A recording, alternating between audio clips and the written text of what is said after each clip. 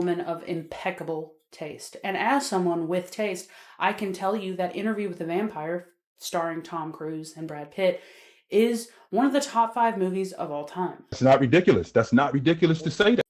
In fact, my list of top 5 movies ever made is Boondock Saints, Interview with the Vampire, Office Space, Disney's Robin Hood, and the original Saw movie, because we all know how I feel about the original Saw movie. So you can imagine my excitement when they announced Interview with the Vampire, the show. And when I sat down to watch that show, I was so pleased with what I saw. I found the treasure! I found the treasure!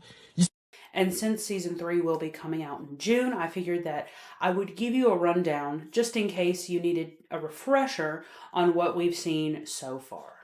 Before we begin, there is something that I do want to address because I don't want people to think that I'm not aware of it, but I also don't think I'm the right person to talk about it. Race plays a big part of this story. It is one of the major changes from the books, and it is important to talk about, and it is important to recognize. I'm not one of those people who is not media literate. Like, I'm aware of the themes and the things that it has to say. What I will say is that I'm not the right person to talk about that. I don't know if you've noticed in our many videos together, but I am corpse white. I am basically translucent at this juncture of my life. I can't even look at the sun. So I'm just not the person to tell you about racial struggles in America. There are lots of people who have talked about those things. I just probably shouldn't be one of them. So I'm aware of that. It will come up under this recap, but I'm not going to dive into it. There are other people who are more informed, who are more eloquent, who are smarter than me, and they talk about it, but I will not be doing that. So I just wanted to address that before we dived in, and you were like, oh my god, she like doesn't address like one of the main points. I get it, just not me, you know? Hello. Quick thing before we kind of get into the story. Because of copyright things and such and whatnot, when you're watching clips during this video, you might notice that they are chopped up or mirrored or a different color, or they sound a little bit weird, and they're not as long as I wish they could be. I'd like to show you the full context of something without YouTube coming to break down my door and shoot my dog like the ATF. But since that's not possible, I tried to make them comprehensive to what we're talking about, but also compliant with those guidelines. So if you notice them being a little bit weird or cut up, that is why. Thank you. I love you. Smooches and enjoy.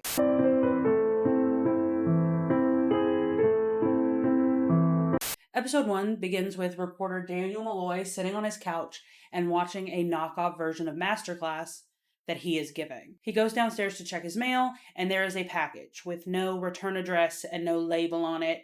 So it is very obvious that someone put this package in his mailbox by hand. He comes upstairs and he unwraps it to find cassette tapes labeled in September of 1973. He immediately has a bad reaction to the tapes.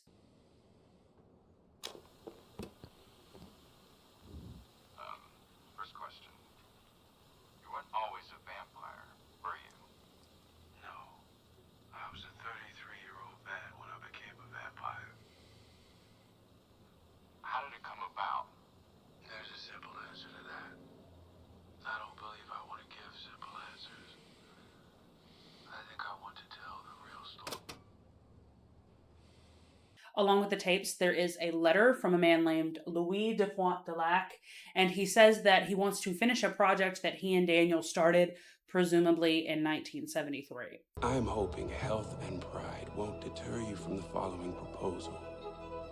In a week's time, in a setting of my choosing, we revisit the project boyish youth prevented us from finishing. If Daniel wants to continue this project, he is to meet Louis in a time of his choosing, in a place of his choosing. It's going to be Dubai, and Louis will arrange travel for him. Daniel clearly accepts that offer because the next time we see him, he is in a penthouse in Dubai, sitting across from Louis.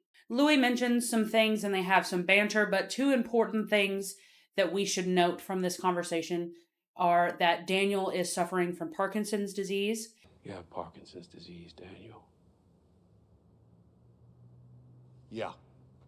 And that he can't quite remember their last meeting. That's my voice, but I don't remember it. Something else of note in this scene is a character named Rashid, who seems to be some sort of servant to Louis, and he is not excited to have Daniel in the penthouse like at all. I ask the questions, you answer the questions. Anything that can't be verified, I send to my researcher. No third parties. I write it, you get to see it before it goes to print, I get the final edit. That is not the agreement you signed. Man, shut your bitch ass up, nigga. Nobody asked you how to bitch ass thing. You better shut the fuck up. The interview starts, and Louis throws us pretty much directly into it. He says that the year was 1910. His father had been dead for 5 years. He was in charge of the family, and he was pimping. The sugarcane business that his father had started was failing, and he wouldn't be able to support his family, so he had turned to the only thing a man of his race and stature could do at the time, which was exploiting women. It is on one of these nights that Louis was pimping and making sure all the whorehouses were running smoothly when he encountered his brother trying to preach to one of the prostitutes. They get into an argument and Louis pulls a knife, and unbeknownst to him, a blonde, hypersexual gay vampire just watched him do that, and he has a new stalker. You never knew who was watching. We do meet the Poin de Lac family at breakfast the next morning. We have older brother Paul, who is hinted at being schizophrenic. Mother Florence, who is trying to act like she doesn't know that all of her money comes from pimping. And younger sister Grace, who is preparing to be married to a man named Levy. Louis makes it clear to Daniel that his older brother Paul, while being mentally ill and undiagnosed at the time because it was 1910, was still the closest person to him and someone that he loved very much, and that Louis dedicated a lot of time taking Paul to church and making sure that he was okay. Specifically at this church, we have Father Matthias, who is just very sweet, and you'll see him pop up a few times. We wouldn't want anything to happen to it. Louis and this blonde vampire, who we learn is Lestat, meet face-to-face at the Fairplay Saloon the next night. The Fairplay Saloon is a brothel run by Tom Anderson. Louis is there to see a woman who he keeps his heterosexual cover with, named Miss Lily, and Miss Lily is being occupied by that French vampire at the moment. They sit down, they have a little talk, and Lestat immediately drops the gayest shit I've ever seen on this poor, repressed man. I had planned to make a new life for myself in Saint Louis. That was to be my destiny. And now I know I was right. Only it turns out the saint is not a city, but a handsome man with a most agreeable disposition. Louis and Lestat meet at a poker game the next week with Tom Anderson and Alderman Fenwick, who is a patron of some of Louis' whorehouses and frenemy acquaintance guy of Louis. There's no word for what they have. During this poker game, they offer to give Louis a contract for a business that Fenwick wants to build, and obviously they lowball him because he is a black man and they do not see him as worthy of pretty much anything, and Lestat freezes the entire room to give Louis a pep talk and say that he is worth more than 10%, he's worth more than 15%, and that he thinks they're going to be really, really good friends. Do you not know your value?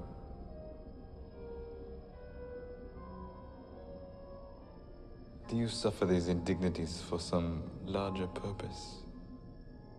After this weird interaction, Louis does not run screaming into the hills. In fact, they start hanging out every single night. They go to operas, they go to sit on a park bench, they take walks. And Louis tells Daniel in the kind of narration part of this that he was being hunted and he just did not understand that.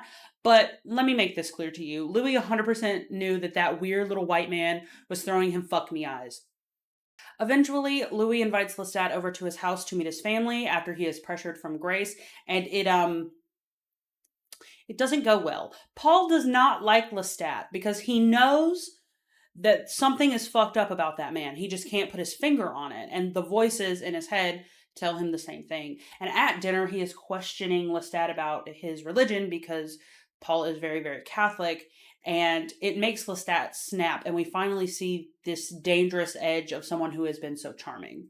After that disastrous dinner, Louis walks Lestat home, and Lestat says that Louis envies Paul for being able to share all of his thoughts, whereas Louis has to keep all of them kind of hidden.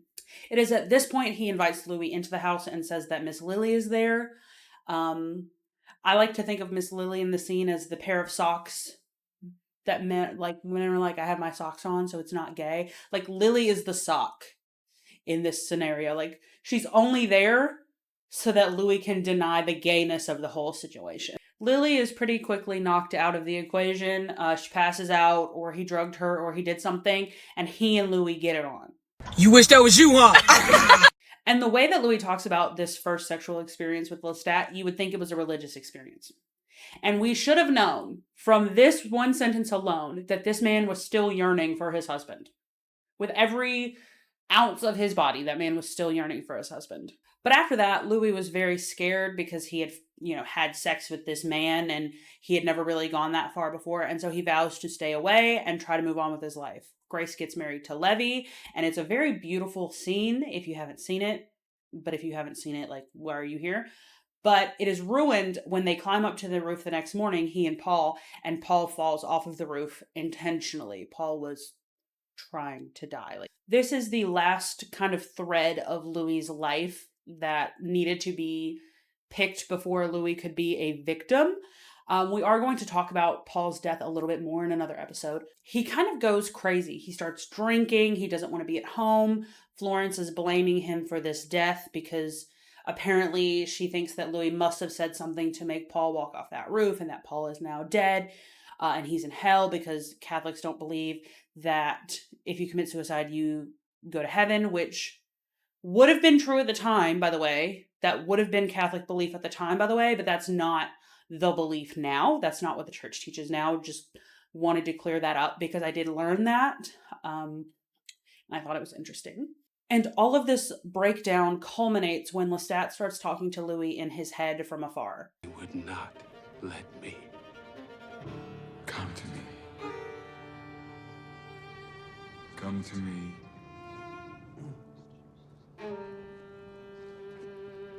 Louis finds his way to the church to talk to Father Matthias because he feels so guilty for all of these things that have happened. And he learns that Miss Lily is dead because he does try to go to the whorehouse first. In the confessional, Louis admits to sleeping with a man and being a pimp and exploiting people and hating people and doing this and doing that. And he blames himself for Paul's death. And he says that he wants to die.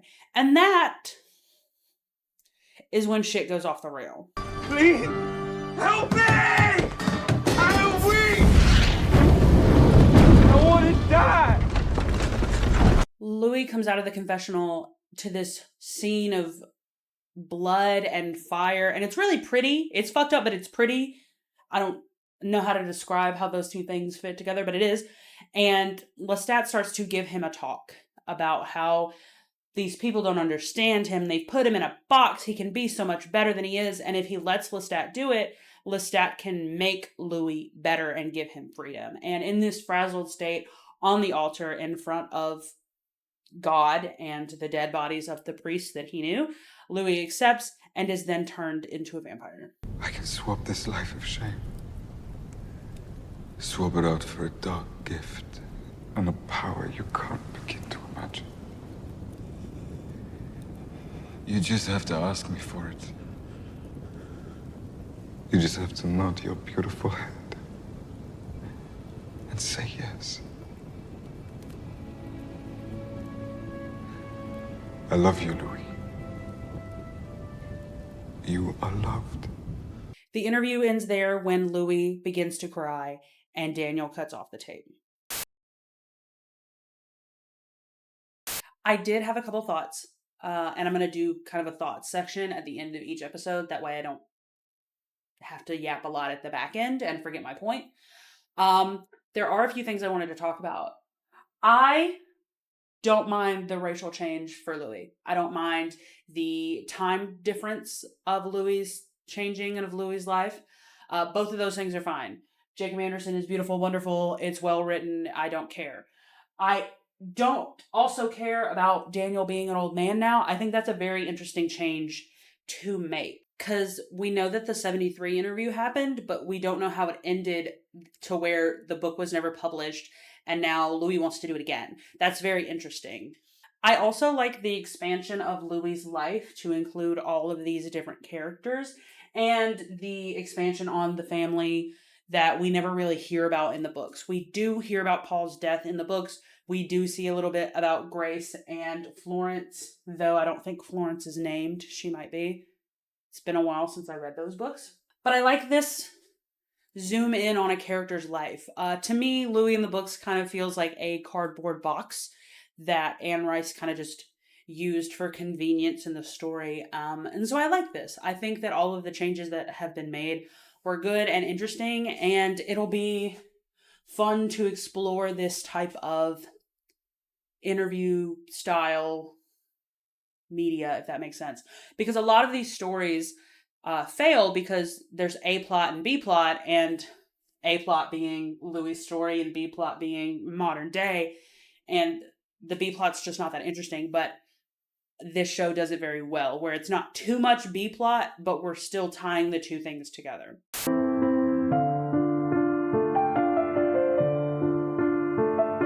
Daniel is in the dining room admiring a painting while he's waiting for Louis to come back, and he is talking to Rashid. And I wouldn't mention this scene except that two interesting pieces of dialogue happen here.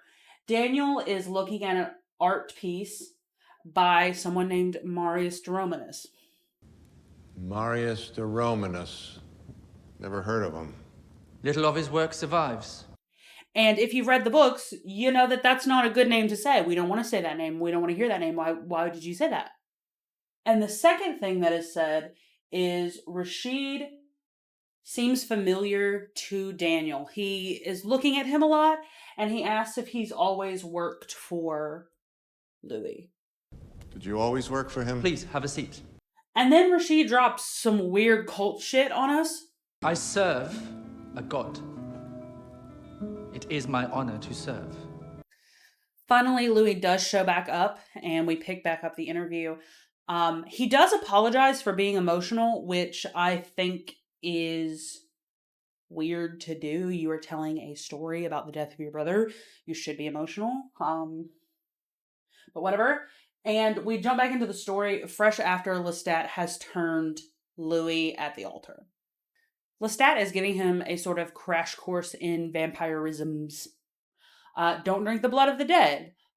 Your body's going to hurt for a while because it has to die and then it's reborn. And don't be weird when you're hunting people because you're not going to eat that way. And he takes Louis to a bar in town and picks a meal for him. It is this salesman man, this awkward little green bean of a man. And something interesting to note in this scene is Lestat talking to Louis. Sir. Careful, mon cher. You're beginning to frighten the man. That fact will come up again later, so maybe write it down. They finally get the salesman home, and they do in fact kill him, and that's when Louis kind of snaps out of this haze that he's been in, and he feels so guilty, and he tries to leave. Well, the problem with that is that the sun is coming up. If you have any vampire awareness at all, you know that he shouldn't be in the sun. And Louis learns that lesson very, very quickly and runs back to the house where Lestat leads him upstairs very lovingly and puts him in the coffin with him. It's okay. You can be on top. Later on, Lestat is teaching him some of the finer points of vampirism, and he says that people can read minds. Vampires can read people's minds, but it's not really that interesting because humans are boring. Then Louis asks Lestat to tell him what he's thinking to see if they can communicate that way, and Lestat says this. Peel back on me then. What am I thinking right now?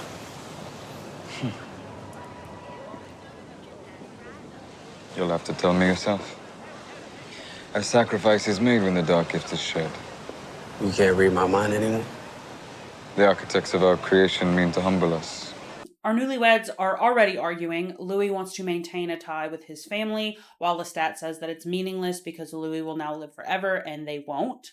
They get into another argument when Louis kills one of Fenwick's lawyers who is working on the project that we talked about during the poker game. Lestat doesn't really like fighting with his husband, and so he tries to make it up to him, and Louis says that if you buy me the Fair Play Saloon, which Tom is selling, I'll forgive you, which is a toxic thing to do, by the way, but Lestat does it anyway, and now we have the Azalea. The fucking Azalea will give us so many fucking problems. Girl.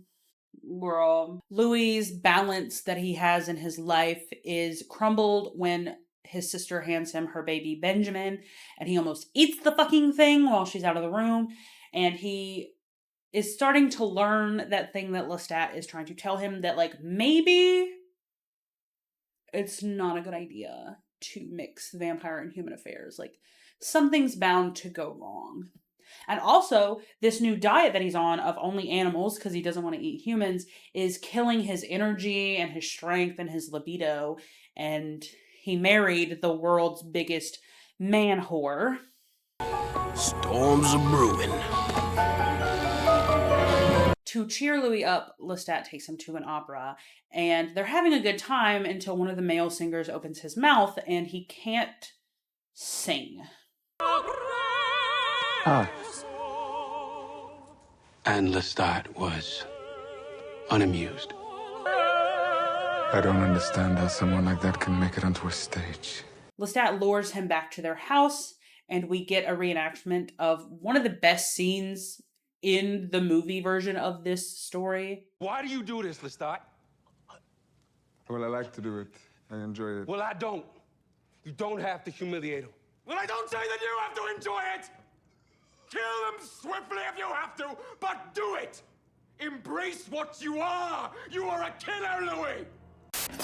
Why do you do this? I like to do it. I enjoy it. Take your aesthetes, taste pure things. Kill them swiftly if you will. But do it! For do not doubt! You are a killer, Louis! That scene eats every time. Like, it just fucking chomps every time. And I do want to make a point here because people seem to forget this. Not everybody. Some of you have brains, but some of you don't. He's not the victim here.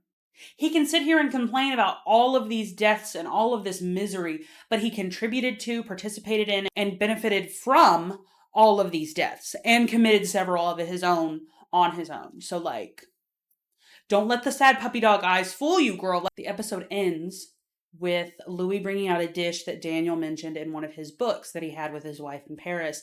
And some people see this scene as Louis attempting to reach out and make a connection with Daniel, or to kind of lure him into this sense of companionship. But for me, the way that I read the scene, and correct me if I'm wrong, but I'm literally not wrong, is that with the first episode ending with Louis crying and getting emotional, Louis felt unstable and out of control, and that he had lost power that he had in this interview. And so he wanted to bring out something that would make Daniel emotional and put him on the same place, put him in that same vulnerable position so that Louis could regain that power. It seems more like manipulation than it seems more like friendship to me. I love the "Did you eat the baby" meme. The "Did you eat the baby" meme is so good. It's just so good. And also, by the way, the answer is no. A lot of people online are like, well, we never see any of the babies again. If Louis had actually eaten the baby, his family would have never talked to him again. There would have been other consequences that came from that. And no, Louis didn't eat the baby. We're starting to get into the plot that is going to unravel all of this at the Azalea. That's going to be fun. I'm, at this point, if I was watching it with fresh eyes, I would be really interested in what the fuck Rashid's problem is. What the fuck are you talking about, I serve a god? And also, I love the resentments you can start to see happening in the human affairs side of things. Like, Tom and Fenwick are not fucking having this shit. So they're setting up what we're going to see really, really, really well.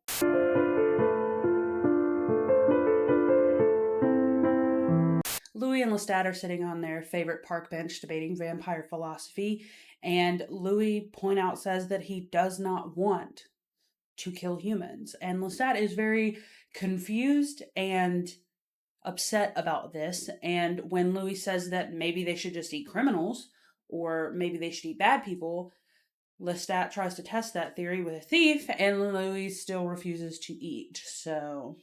Eat before your reason or his heart fails us. Later on that night, they're at the Azalea when Louis is showing Lestat a new singer that he just hired by the name of Antoinette Brown. This woman made me feel a mix of emotions throughout this season, and she's the bane of my existence. So you will be hearing about this woman. It's at this point in the story when Daniel points out some glaring contradictions from the 73 interview to the 22 interview. And he says that this doesn't just sound like reconciliation or wanting to try again and tell the truth this time. It sounds like a total fucking rewrite of what Louis said the first time. And Louis says that the first time he was upset and he was a little bit high and he deserves to tell a story right this time, but it still doesn't seem like he's telling the truth. And it is a good question. Why here? Why now? Why Daniel? Following Lestat meeting Antoinette, they started hanging out and writing songs together to perform at the Azalea. And like I said last time, Louis admits that his libido, since not eating humans, was not going super well and it wasn't super high, and he just didn't have the energy to do anything. And so he did not raise a fuss when Lestat started sleeping with Antoinette. He gets that way when he saw him crying. Where the problem does arise is when Louis comes home that night and there's a body in the incinerator, but Lestat says he's not going to kill Antoinette and that it's some dentist that was in town because Antoinette is talented. This prompts Louis to ask the dumbest question that you can ever ask your flamboyant man-whore boyfriend. Aren't I enough?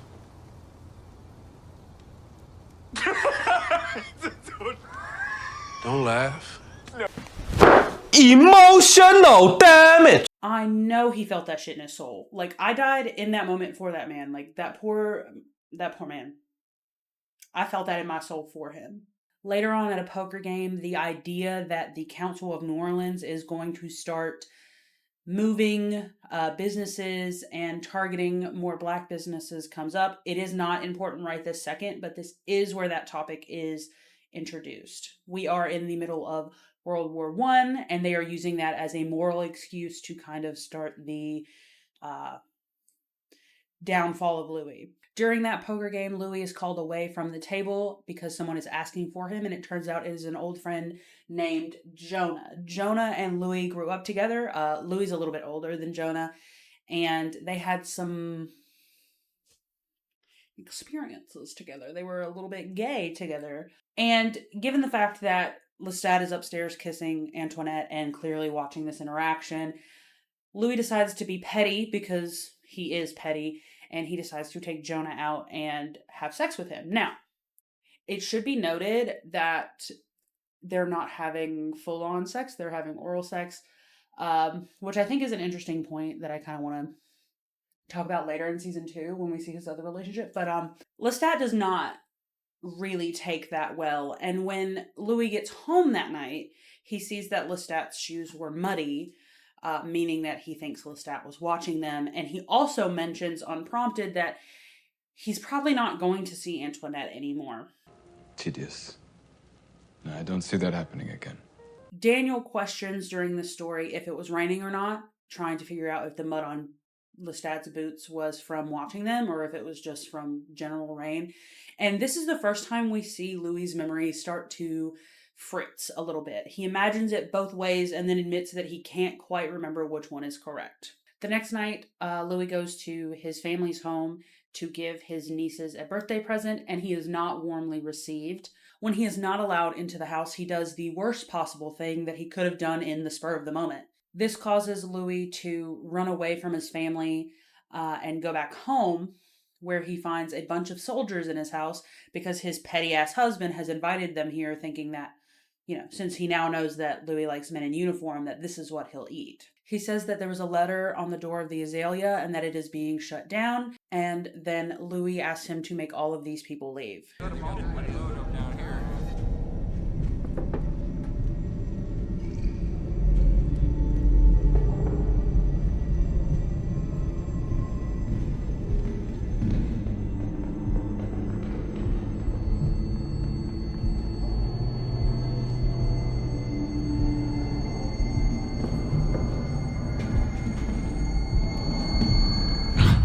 Louis and Lestat have one of the most memorable fights that they've ever had.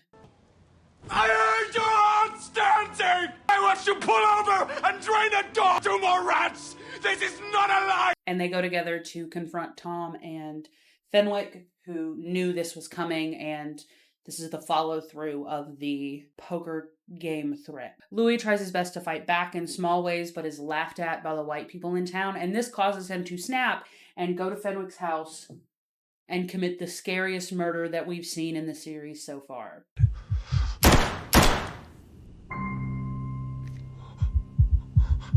I'll let you reload. You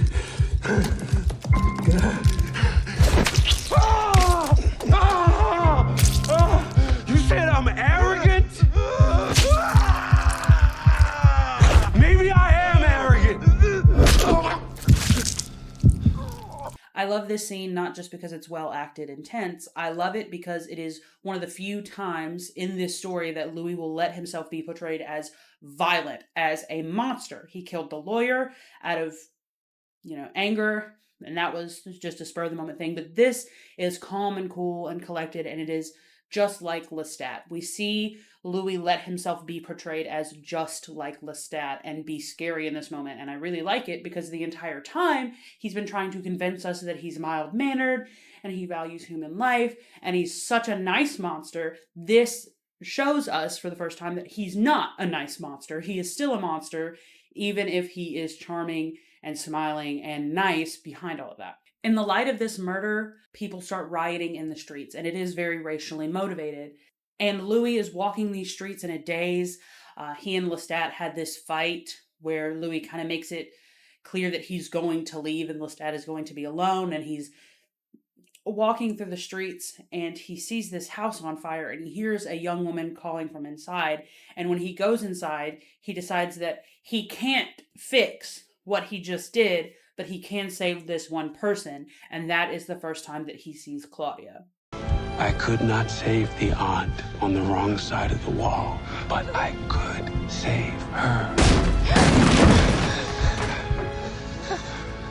My light. My Claudia. This episode has introduced us to our secondary antagonist. We got a pretty cool murder scene with Fenwick, which I enjoyed. We've finally dissolved the family unit that Louis was holding on to. Daniel is starting to ask the right questions. What is going on? Why are we here again? Why is the story needing to be told now? Why are you telling it differently than you did the first time? He's starting to understand that something is wrong, and I like it. We haven't really crescendoed yet, but we're getting there.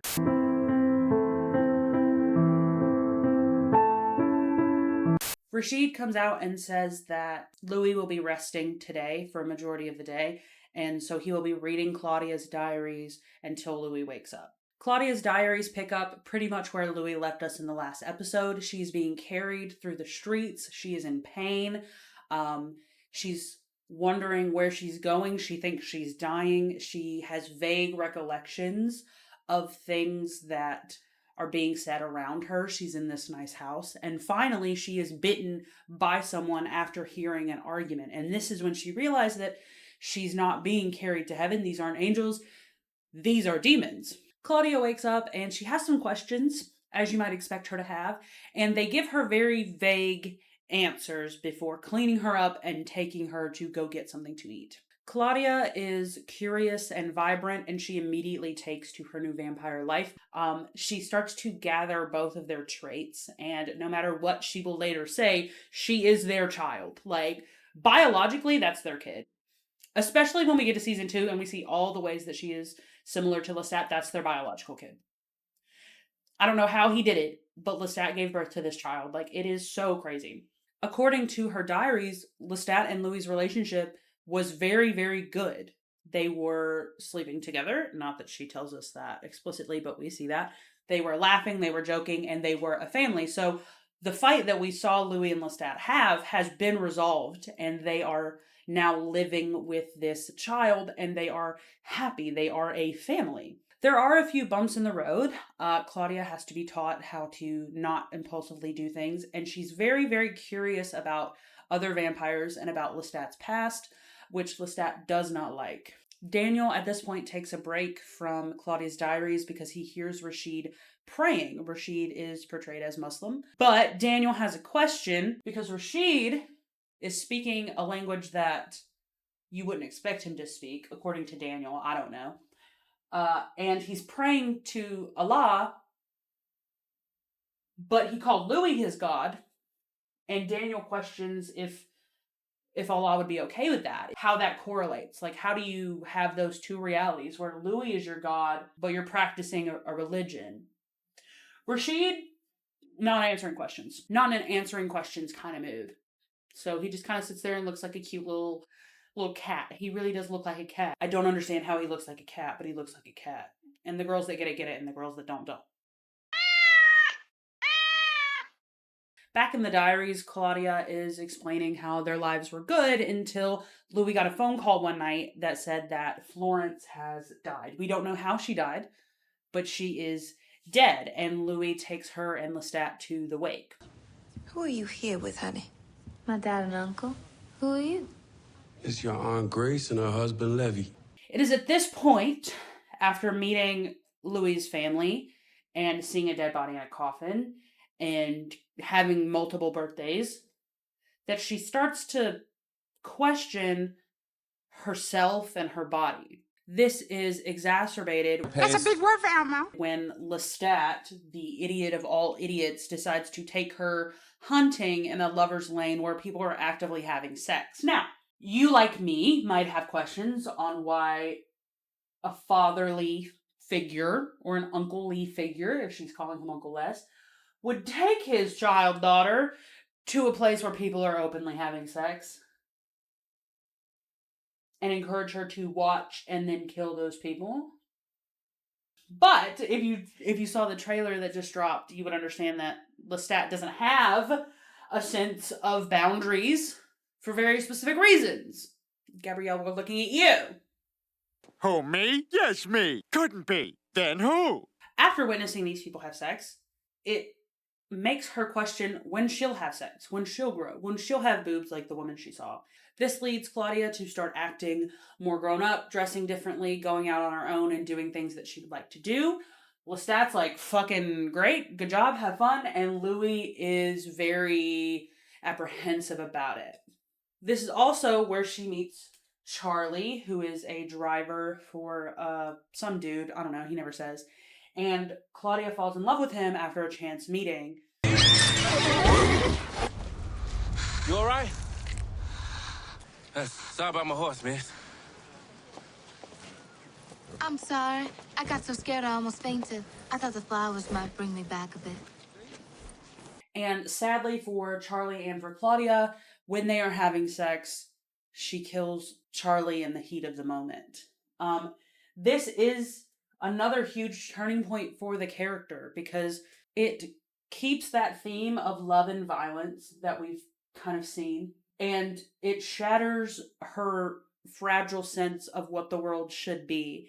And this makes the way for the Claudia that we're going to see for the rest of the season and into season 2. Her situation is not made any better because when she brings him home, Louis and Lestat say that they can't turn her, and then Lestat forces her to watch Charlie's body burn. And Lestat gets a lot of criticism for this act, and it is cruel, and I'm not defending him, but I think it's interesting to note what he says here about letting yourself fall in love with humans and letting yourself do these things. This is why we never get close to mortals.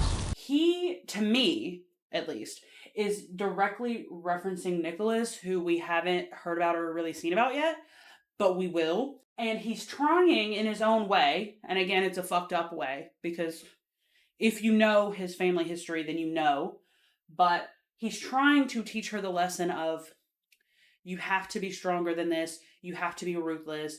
Love is weakness. But it's also a hypocritical lesson because he fell in love with Louis. He fell in love with Nicholas. Like, he fell in love with these people. Like, he's trying to say something in a fatherly way, but he doesn't know how to do that, and it pisses me off. The episode ends with Claudia going on this rant about her body and the way that the world will perceive her and the way that she perceives herself. And then she harms herself by holding her arms out in the sun. I am perfectly okay and actually super in support of aging up Claudia. Jesus, mother loving Christ, thank you for aging her up. I could not have done this if we kept her as young as she is supposed to be. Hallelujah, praise Jesus. I love the string of events that lead Louis to Claudia, because in the books, it's very different. But I like that there's a cause and effect. Something Louis did led him to Claudia through the riots, through Fenwick, through all of that. And another thing I love about Claudia's birth here is that, if you've read the books, if you haven't, that's fine. But if you've read the books, the way that Louis tells the story is that Lestat is the one that got Claudia and presented her, and he was like, I'll turn her for you. And here we see Louis begging Lestat to turn Claudia. Of course, Louis in the books, bit Claudia and, thought he killed her and all of that. But I love that Louis takes more direct responsibility for her changing, and that Lestat is the one that was hesitant to do it. I think that it slightly changes their dynamic in a way that I really like. I think that the changes made work.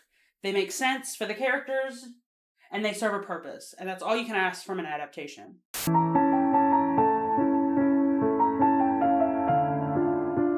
Rashid and Louis are straight fucking in front of Daniel's salad, and he's really not into that. Daniel brings up his concerns about Claudia's unnerving kill list, complete with victims' last words, and Rashid points out that this is basically Louis' suicide note, because once all the other vampires catch wind of it, they are going to attack Louis for revealing their existence to the world. Louis notes that with Charlie's death, all of humanity died for Claudia, and that she became more ruthless, and this is where the biggest change in her personality came from. She becomes despondent, uncommunicative. She sneaks out at night. She kills a bunch of people. She writes bad things about Lestat and Louis in her diary. And this causes strain and fights in the house. And with this causing strain and fights in the house, Lestat responds with vindictiveness, with pettiness, because in his eyes, I believe that her upsetting Louis upsets him and this balance that he's created, because we don't know about the balance he's created yet, but he's doing some shit. Louis being upset upsets that, and that upsets him. Louis and Lestat learn about these deaths that Claudia's been doing from Tom Anderson, who says that all of the victims are missing body parts, that they have small wounds to the body, that it must be some sort of rat. And when they confront Claudia about it after their house is raided by police officers, she snaps. Who am I supposed to love? White girl, Daniel sings torch songs with a flat no nothing ass. He's gotten tired of us, Daddy Lou. Claudia points out that he's fucking some woman that Louis doesn't know about. That's Antoinette, by the way. How she'll never have love, how her body will never change, and they've cursed her into this fucking life, and she's so valid for that. Louis doesn't have a lot to say about the Antoinette thing. He's kind of just like putting all the pieces together in his head. He follows Claudia into her room where she's packing a bag, and she says, I'm fucking done with all of you. You could have left me there. You could have taken me to a hospital. I could have kids by now. I could have a life. Like, you took my life from me, which is an echo of the thing that he said to Lestat before the whole Fenwick thing happened. This is not a life! That's because you took my life! Maybe I'd have a handsome husband by now, making dinners, nursing babies. Maybe I'd go to church. You think on that, so. I think that's a very interesting parallel to have, and I love it. Thank you for that. Delicious. With Claudia gone, Lestat and Louis's relationship is exposed for what it really is, and that is empty and vain and meaningless. Louis becomes a recluse while Lestat leaves every night to go fuck Antoinette because Louis is uninterested in everything. The house is being hoarded, no one is cleaning, no one is functioning. It's just this mess of emotions. Elsewhere, Claudia is on different college campuses trying to find other vampires through researching mythology about vampires, where unfortunately she runs into another vampire named Bruce, and he says that he was turned in Amsterdam, and that as far as he knows, she, Louis, and Lestat and him are the only vampires in North America. We know that's not true. In the present day, Louis talks about a bunch of vampires everywhere, so we know that's not true, but that's what they think at this time. He is turned down by Claudia when he tries to come on to her, and he sexually assaults her. Why'd you do that for? Courtesy demands that you shall show neither annoyance nor disappointment. I'll save my thoughts on that for the thoughts section. I've got thoughts. It is at this point that Daniel realizes that there are pages torn out of Claudia's diaries, and when he asks Louis about them, Louis says that he will not show them to Daniel because it would be disrespectful and he's not going to have Claudia exploited. And they have an interesting conversation about, should we censor victims? And what is respectful to publish, especially if someone is not here with us anymore. And I think it's an interesting conversation, and I'll save my thoughts about that to go with the thoughts about the whole Bruce situation. Grace calls Louis and says that since it is the Depression, that she's leaving with her husband and her kids, and she has made him a gravestone because while she does not understand what Louis is, she knows that it's not her brother anymore, and unbeknownst to Louis, Claudia is watching him. She has returned to New Orleans, and that is the night that she comes home. Claudia coming back sparks a fight that we will revisit in season 2. So I can't give you all the details of the fight yet.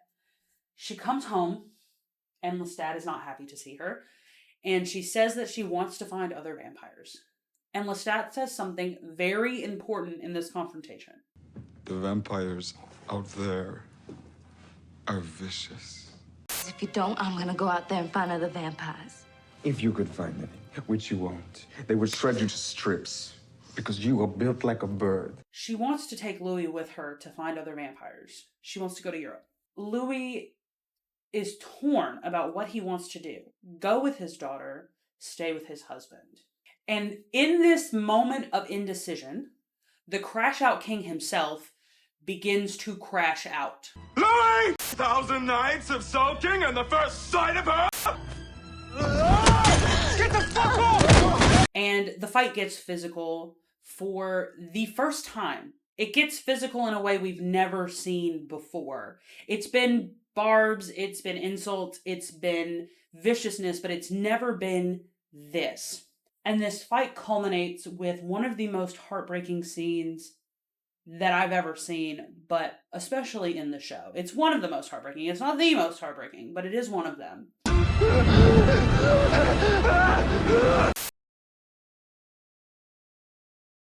Claudia's assault. I have feelings about it. I am someone who is not the biggest fan of sexual assaults in stories. I feel like they're unnecessary 99.9% of the time. As a victim myself, scenes like these can be triggering, and I will give the show credit for not making it graphic. It is very much implied, it's very much off screen. I can't decide, and maybe you have thoughts on this, but I can't decide if this scene is necessary, really. I don't see a purpose in it. Maybe the purpose is that she realizes that she's too weak to be by herself, but I don't feel like that is the way that we necessarily have to express that. He could have just beat her. He could have just hurt her. I feel like the assault part of it is not necessary. And the only thing that it does for me, for the plot, is that it leads into the discussion that Daniel has with Louis about what is exploitative when talking about these types of stories. But you could have talked about the exploitation of Claudia in 100 different ways that don't involve her body and her sexuality. You could have brought it up with the Charlie situation about, is it exploitative to talk about her body and the way that it'll never change and the things that grow back and the things that will never grow. I'm very conflicted about it, truth be told. And when it comes to the discussion between Daniel and Louis, I'm also torn on that because I believe it's important to tell victims' stories, and she is a real victim. She does deserve to have that story told, and she doesn't deserve to be censored, even if it's out of love, of fatherly love that Louis feels for her. She doesn't deserve to be censored. But I kind of agree with Louis that it's not necessary for the story, but if it's not necessary for the story, why put it in the story? You feel me? My last thought is about something that Rashid says during the dinner scene. You are chronicling a suicide. Do not look down on Claudia. Look in the mirror. I think Rashid is right in that sense that Louis is looking for some sort of reaction from other vampires for this story. There's no other reason to tell it. But that makes me question, again, for the 50th time, why?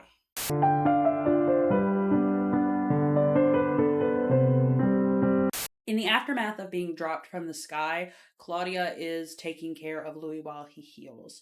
And Louis takes this time in the present day to explain to Daniel some of the powers that Lestat has that he didn't know about. Lestat can fly, which Daniel rightfully points out that it's weird that you didn't know that for all the years that you were together. And Louis tries to defend it as though Lestat thought that they would never feel equal if he knew all of this, but at what point would he have found out? And if he can fly, why can't Louis and Claudia fly? You know what I mean? Because Lestat's going to talk about his bloodline at some point, but Louis and Claudia are in that bloodline, so why don't they share this power? I'm a little confused. For the next 3 years, while Louis is healing, because that's about how long it takes for him to heal, Lestat is constantly coming by the house, calling, dropping off gifts, trying to make right what he did. I bought something from Louis' favorite bookshop. Silver and gold on the vellum, palettes of blue and old rose. Perhaps we should let him decide if he wants to see me or not. This one's yours. Mine's back at home, in blue. I'm back in town permanently. Louis, I don't know what possessed me that night. I was someone I don't want to be anymore. I've changed. Let me prove it to you. I'm nothing without you. And he's very desperate to get his husband back. He doesn't give a fuck about Claudia. He wants his husband back. And I don't know what Louis got going on, but these men go crazy for it, so it must be good. It is not until Lestat does the most disrespectful thing I've ever seen in my entire life. His first composition in 100 years. He pressed only one album. Had the master recordings destroyed. The audacity of it all was matched only by its sincerity. That Louis tracks him down by swimming through the Mississippi River and hate fucking that man in front of his mistress. That's a diabolical sentence I just said to you, but I'm not even lying. So Louis decides to take Lestat back, but there are some ground rules, okay? Number 1, no lying. Number 2, no Antoinette. And number 3, you're going to answer all these questions and you're going to tell us about other vampires. Now, this is where some really interesting pieces of information come from. So I want to talk about them all together. Claudia asks about who made Lestat because she doesn't know. And he tells the story of Magnus, his maker. His name was Magnus.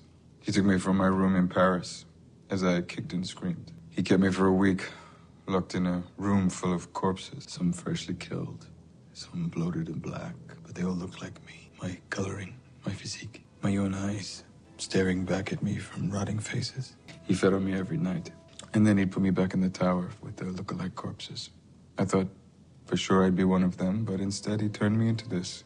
No grand history of vampiric origins or physiology, no rules, no counsel. Just a sweeping hand to a pile of money and the sight of him throwing himself into a fire. And then I was alone. This is also where the question of did Lestat kill Paul comes up in the show. I would never hurt your brother. Never, Louis. I'm going to give you my opinion because I have very strong opinions on this. Lestat did not have anything to do with Paul's death at all, ever, in any way. And I say this as someone who read the books and someone who watched the movie and someone who is really into this. Lestat has a moral code. Not in the way that you would think of a regular moral code, but he has a sort of twisted moral code. He loves Louis, despite all of the fucked up shit that he does. It's a bad relationship, it's a toxic relationship, but he does love that man. And there are certain lines that Lestat would never cross, because those lines would make the relationship impossible. So there are certain people on God's green and beautiful earth that Lestat would never ever touch because it would mean the end of any relationship that he could possibly have with Louis. One of those people is Paul. If he killed Paul, which he didn't, but if he did, and Louis found out about it, he would never have a chance of coming home to his husband. Never. Never, never, never, never, never. Now, that doesn't mean that Lestat didn't take advantage of the emotional weakness that occurred after Paul's death and use it to his advantage to turn him into a beautiful vampire husband. He absolutely did that. But he did not kill Paul. He didn't do it. He did a lot of shit, but that's not one of the things that he did. And we can see that if it was okay to kill Paul, he would have done it. He killed Lily for fucking no reason, by the way. Justice for Miss Lily, but she didn't do shit. And he knew that Louis didn't really give a fuck about Lily, so he killed Lily. But if he had killed Grace, or Florence, or Levy, or the kids, Louis would have never spoken to him again. He killed Father Matthias, and Louis didn't give a fuck. He killed Lily, and Louis didn't give a fuck. He could have killed Tom, and Fenwick, and fucking anybody else, but he could not touch the family, and he wouldn't touch them because he knows that there's a line. He can tiptoe around the fucking line all day long, and he does that all the time, but he didn't kill Paul.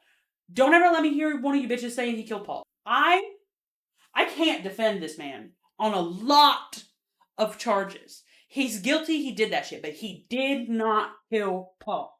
And that's all I have to say about that. So Lestat agrees to the terms, and he is living with them again, but you should know Lestat by now, he's not agreeing to any of those fucking terms. Fuck those terms. And my question about this is, if you're so desperate to get your bubblegum Princess Peach, like, baddie with a fatty back so fucking bad, why would you break the fucking rules that you spent 3 years trying to get? You spent 3 years trying to get this meeting home, dog. Why are you fucking it up? Stop fucking it up! Claudia, who doesn't trust Lestat, proves that he didn't kill Antoinette like he said he would do, like he said he did by bringing them a finger of hers, and proves that she's living alive in another town. And Louis is just kind of despondent at this point. He pretty much says that, like, I figured he wouldn't kill her. I can't leave him. Like, he's very just in this spot. And Claudia is like, we can leave. You're a bad bitch. Louis, stand up for yourself. Get off the floor, sis, is basically what she's trying to say. And she tries to leave one night on a train. And Louis says she can go. It's this very emotional scene. And then Lestat shows up on the train. Claudia, you left without saying goodbye. Again? I'm afraid I can't allow that. He's very fragile right now. Worse than the last time you abandoned him. We endure each other for Louis' happiness. So come home and make him happy. How he do that? So Louis comes home and Claudia's there. She didn't leave on the train because Lestat brought her back. And Lestat and Claudia are playing a game of chess, and she's speaking telepathically to Louis. And she tells him the truth. I am done enduring. I'm going to kill him. And I want to tell you something else now. You want to kill him too. And it should be noted that at this point in the interview, Louis says that while he wouldn't turn Daniel back in the day because he was just some drunk high kid, he would turn Daniel now. And Daniel refuses, which is all fine and good. Like, he lived his life. But Rashid is, like, really upset about that. I'd give it to you now. I still had time to watch your daughters marry. And divorce. And die. Save it for the rent boy. May I be excused, Mr. Dulac? And Daniel falls asleep because of the medicine that he is taking for his Parkinson's. And he has a dream. And in this dream, he replays the night that he met Louis. And as he's about to leave with Louis, Rashid comes into the picture. That okay with you? Would you like to join us? No.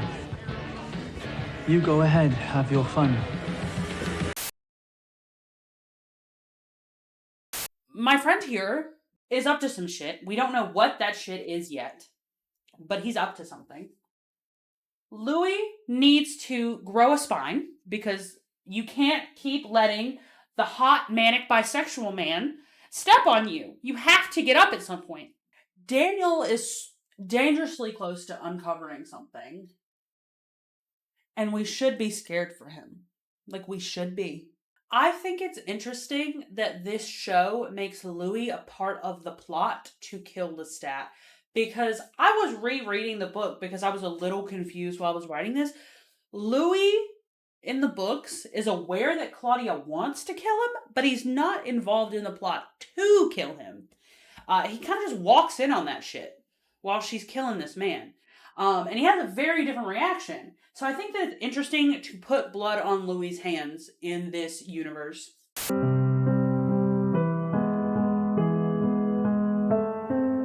I can't remember if I've been telling you because I'm scatterbrained, so I'm going to remind you here, since we had the Rashid dream revelation, that throughout the entirety of the season, Daniel has been mentioning his dreams and his memory gaps of the original 1973 interview. I think I mentioned it, but I can't remember if I did, so I'm going to remind you again here since we got the dream reveal. It's a really big part of season 2, but like I wanted to remind you because I couldn't remember. I'm a little fucking dumb. Louis and Daniel are having dinner, and Louis explains the couple of ways that vampires can be killed. Decapitation, starvation, fire, the sun. And he ponders on the ways that Claudia might try to kill Lestat. He was not really on her side. He wasn't even sure she could do it. And he tried to talk her out of it several times. Lestat is paranoid because people keep coming to their house, people keep leaving letters and dolls on their doorsteps, Bibles, and Lestat is like, we gotta get the fuck out of town. Claudia sees all of this paranoia and all of this fear and plays into it by suggesting that before they leave, they give one last fuck you to this city and they throw a party. Mock the city like we mock our victims. You have something in mind, obviously. Do nothing different. Settle our affairs, prepare to leave, but on our last night, throw a party. Pariah's sister. No one's coming to a party thrown by freaks. Precisely. It's in the dying man's letter. They want to know our secret. They think we've got the fountain of youth in here. They don't know. They're the fountain. Lestat's hesitant at first. Louis kind of playing the middleman of trying to convince him and trying to argue with her and trying not to pick a side. But eventually Lestat agrees and they bribe Tom Anderson, who is notably, this is World War II, is notably shipping coffins across the Atlantic to carry home soldiers, to make Lestat king of Mardi Gras. The only thing that Claudia asks Louis to do is to fall in love with Lestat, because for what she's planning, she's gonna need him distracted, and the best thing to wave in front of Lestat is his juicy, delicious, bubblegum bitch baddie husband, okay? Daniel is like half paying attention because he's looking at Rashid, because how the fuck was Rashid at the interview in 73, but here today? Because he can't be a vampire because he's seen him in the sun and he's also seeing him praying. So what that mean? The night of the party finally comes after months of planning, and Louis and Lestat have this kind of moment on the patio. Ready when you are.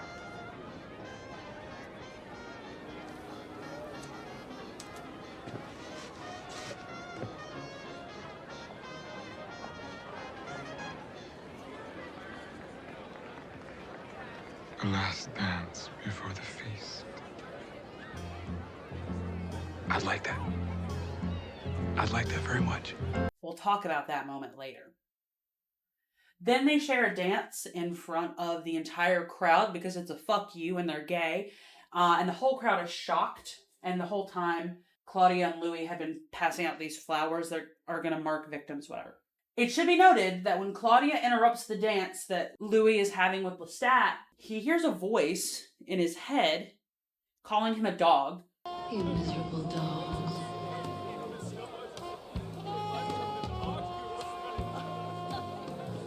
What about a dog? What dog? You just said something about a dog. I said no such thing. All of the victims come back to the house, and Lestat is giving them this performance, the fountain of youth, the this, the that, this magical tale. And when they open it, the bowl is empty, and they attack. First and foremost, Lestat goes for Tom Anderson. Because fuck that hoe. He has been a racist homophobe to him and his baddie husband this entire time. And Lestat's ready to fuck him up. It's chaos, and it's carnage, and all of this is happening. And Claudia leads them to these twins that she had pointed out at the ball for Lestat to have, because apparently he likes twins. And this is where Lestat shows his hand. Rosemary. And something else. What is it, my love? I think it's the gin. I wasn't talking to you. And who should walk into this fucking house than Antoinette Brown her fucking self?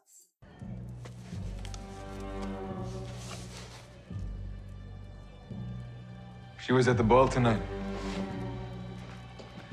Like one of those girls on the telephone switchboard. Eavesdropping in on things that she shouldn't. Absolute lunacy. The gasp I gusped the first time I watched this is beyond comprehension when that bitch walked into the room. A long time ago, probably the night that Louis and Claudia found him fucking with this hoe, he turned her. And ever since then, she's been spying on Thing 1 and Thing 2 and feeding it all back to Lestat the Lion Cunt, or whatever the fuck his name is.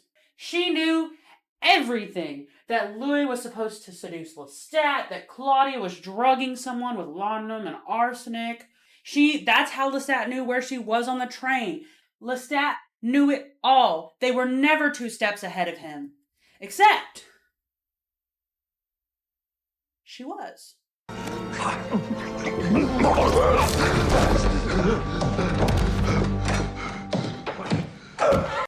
You must think me an idiot. She was at the ball tonight. Not just the ball.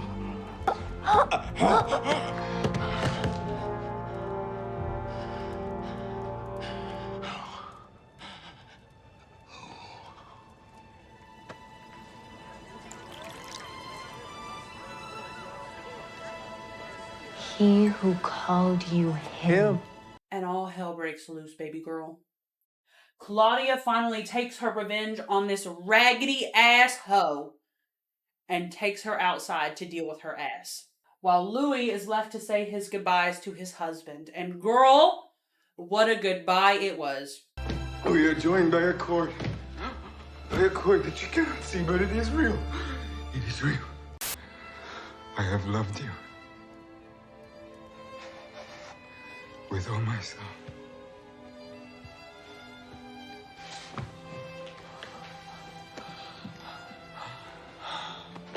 I'm happy it was you. You're with me. I'm not gonna lie to you, pimps.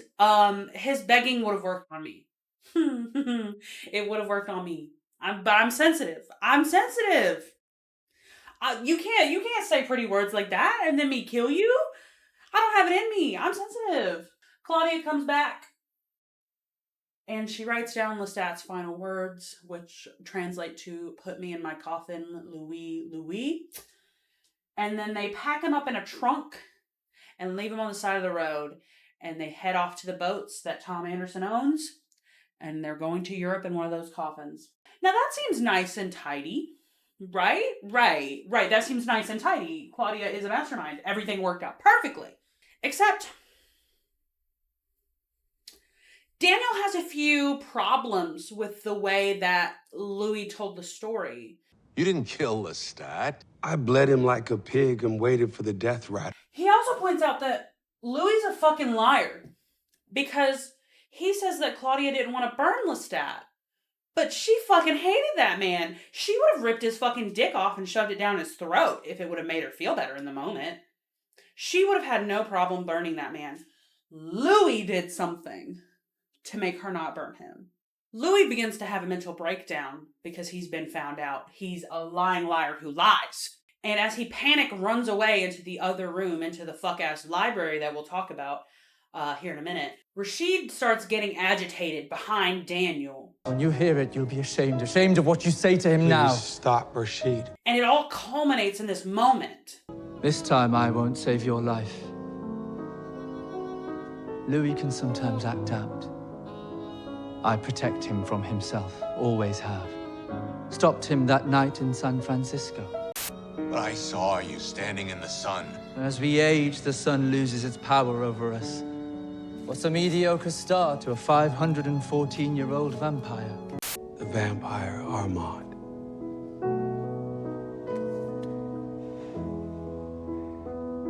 The love of my life. I fucking love the Armand reveal. Okay. I'm easy to impress, I'm easy to confuse, and I'm easy to shock. I didn't know it was Armand.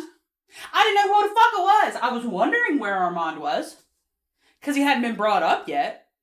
Like, where is the sassy little gremlin man? But I wasn't ready for him to be Rashid. I'm dumb. Like, I really wasn't ready for that. I also love that Daniel is fucking grilling this man. He's going, pss, pss, pss, like he's on the grill. He's not letting him have any moment of shit. He calls him out on everything. He questions everything. I fucking love Daniel Molloy. Fucking thank you for giving me a Daniel that, like, exists and isn't just, like, what he was in the books, which is basically nothing. Thank you for giving me something. I love that Claudia really fucking played the game. I love that she acted just like Lestat. I love that she became Lestat to fucking kill Lestat. Oh, I love that shit. I inject it into my veins, motherfucker. Like, please. I love that it all tied together at the end of the day. I love it. I'm easy to impress. I'm easy to please people. I'm a woman of simple tastes. I do have some season general thoughts that I wanted to share that just wouldn't fit into an episode's thoughts section. Listen, I talk a lot. And I there's a lot of things I want to say, so you're going to have to deal with it. Let's start with my girl Antoinette. This raggedy bitch. I love her. Like I said when she was introduced, I've never felt such a mix of emotions about a character before Antoinette. Like, I've literally never. I both feel so incredibly bad for her, but at the same time, I want to strangle her. Like, What the fuck? So I want to explain both sides. She is painted as a secondary antagonist, and she does a great job of being the secondary antagonist. She does a great job. She's absolutely unmatched. Our secondary antagonist for season 2 is great, but Antoinette is fucking better, okay? She's so fucking good. Holy shit balls. She starts off as this unassuming woman that Lestat is wooing, and she just serves as this romantic rival because he's cheating on Louis with her. And in my mind, she is just as much a victim as everyone else in the story. She truly did love this man. She cut off a finger for him. She devoted her life to this man, and he did not give a singular flying fuck about her. And I will not hear any argument that on some level he loved Antoinette, because no, he didn't. Lestat loves 2 people on planet Earth. That is himself and Louis. Claudia, yes, but no at the same time. It's complicated.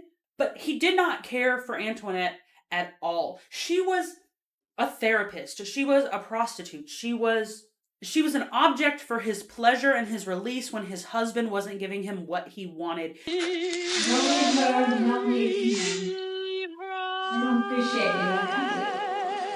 He broods, she snipes.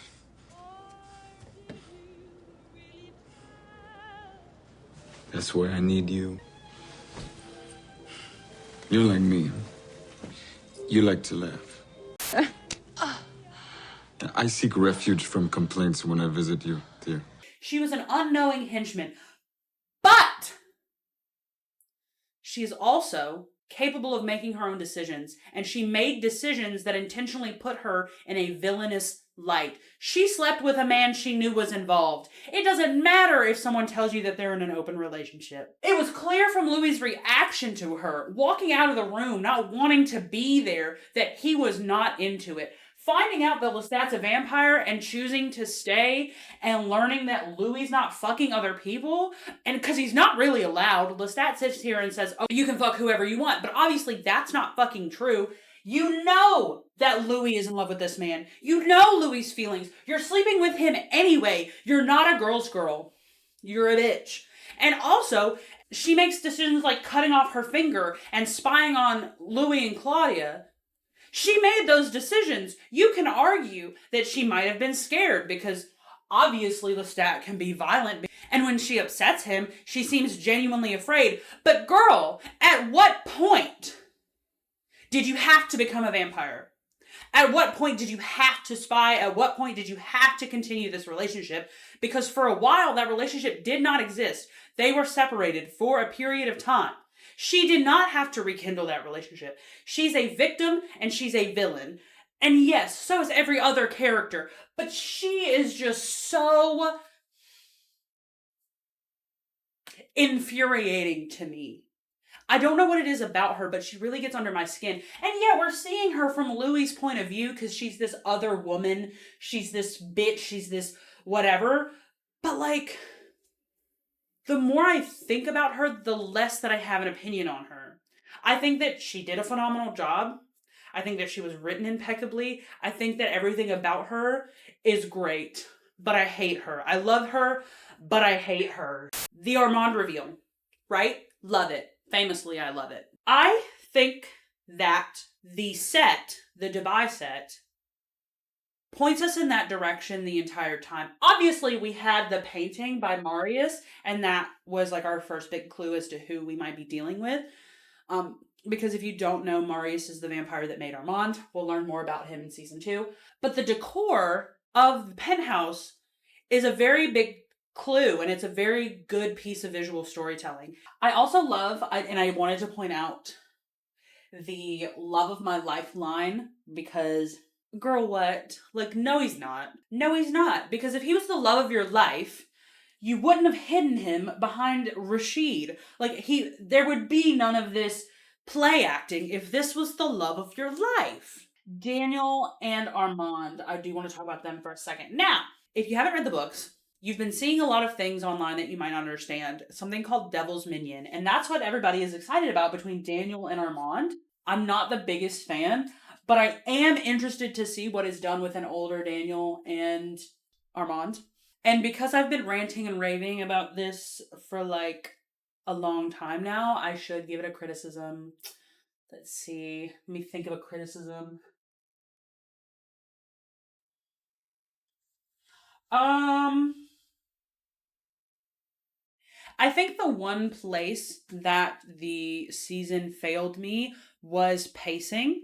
Um, Obviously, networks have a set number of episodes, they have budgets, they have airtime, they have all of that. And this is not a criticism of writing or anything like that, but it feels kind of rushed. The story feels a little bit rushed. We did get long episodes, and that's great, and that's fine, and that's dandy. But we didn't really expand on as much as I wish we had expanded on.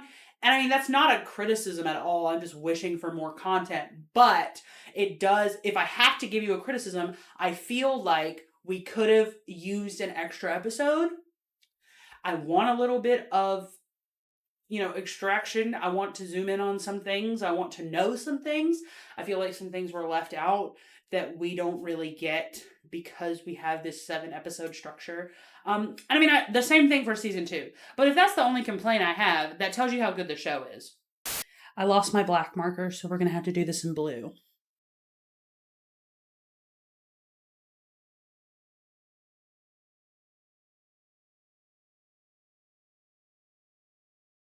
All right, ladies and ladies, we are back for season 2. And I will go ahead and warn you that my dog is joining us. Who's a bad dog? Who's a bad dog? She is a bad dog, and she doesn't know how to just be in the house without tearing something up. So, for the foreseeable future, she will be attached to me until she learns her manners, which means that she will be here. She will make noise. She is loud. And the minute that she finishes her bone, she's going to realize that I'm not immediately paying attention to her, and she's going to be upset about it. So, sorry.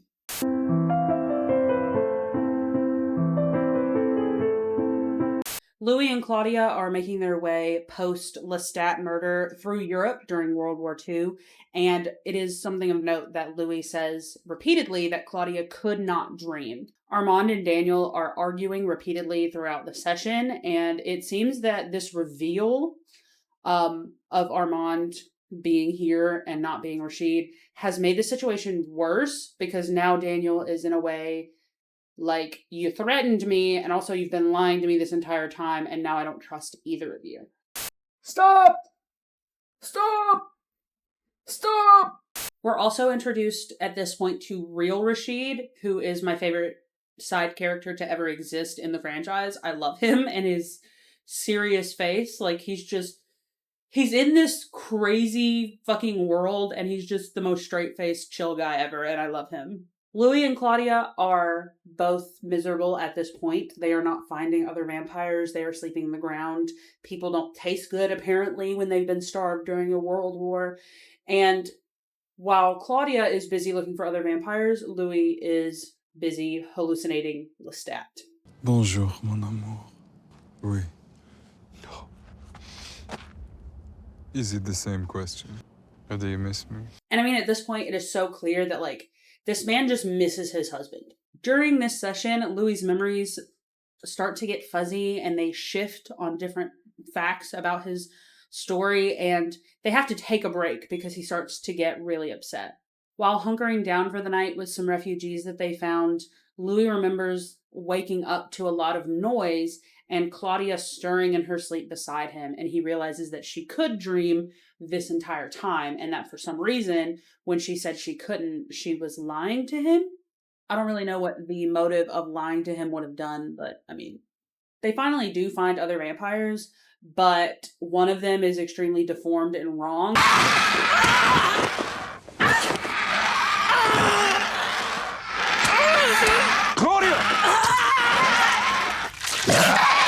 And the other is this old lady who has been alone with these other deformed vampires for so long that when they offer her the chance to go with them because they're going to look for other vampires, she gets so overwhelmed that she throws herself into a fire.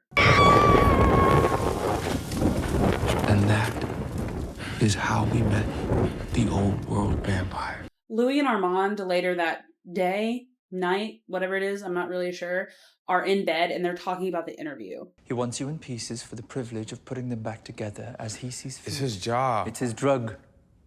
He's reveling in it. You should end it. The boy we met in San Francisco, the one who fumbled over his tape recording device, who barely understood the meaning of the story he was being told. He's still in there somewhere.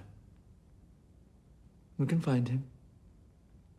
We can have him saying what happened next in no time. Louis and Armand present a united front the next day, but Daniel's not having any of that shit. He tells Armand to shut up and refuses to give control of the interview back to them. And as Louis and Claudia enter into Paris, Louis says something that he should have said to Claudia a long time ago.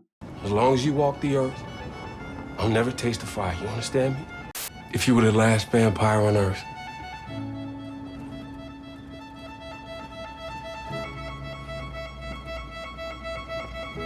it would be enough. I would like to know more about these other vampires, like what makes them wrong, why are they like that? Is it this specific bloodline of vampires that's making them like that? Is it just bad blood like Louis suggests? I'm hoping that we'll get some more information about that at some point, but probably not. I love that Armand is an iPad kid. That's just like the funniest thing to me in the entire world. And I also love the bickering between Daniel and Armand because it must be really humiliating to be a 500-year-old vampire and getting bitched out by this grumpy old man in your own house. The last thought I have about the episode is getting a look at Louis and Armand's bedroom. I think that it's very interesting visual storytelling. I love this fuck-ass room. Okay, I just love it so much. There are 3 interesting things that I want to talk about when it comes to the bedroom. Number 1 are the bars. That's very interesting to bring a prison theme into your bedroom. I just feel like that's not conducive for like a happy and romantic and serene space, but whatever. Number 2, the picture of Judas betraying Jesus is also very interesting given a scene that we'll see later that I love. And number 3 is the lack of any personalization in the room. They have a very cool sunken bed. I love the aesthetic of that. But something that you'll notice is that there's no personal effects. It kind of looks like sterile, like a hotel room. Like Louis has a few books and obviously Armand has his iPad. But in a bedroom, you would expect pictures, a lamp, something personal to someone because this is where they sleep. This is like the heart of their home, and there's none of that there. And I think that's very interesting.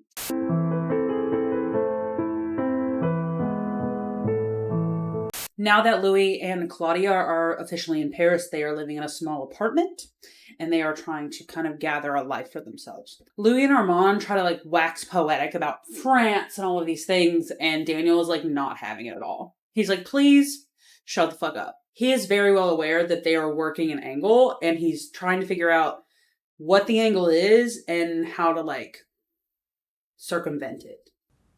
Okay.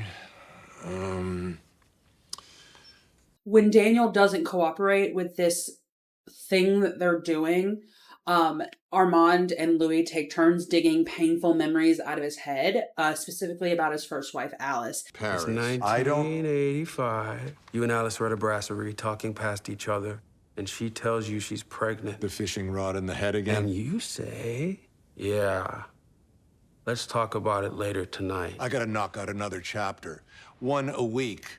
I leave before the bill is paid. I never finish the novel. I think it was the yeah that pissed her off most.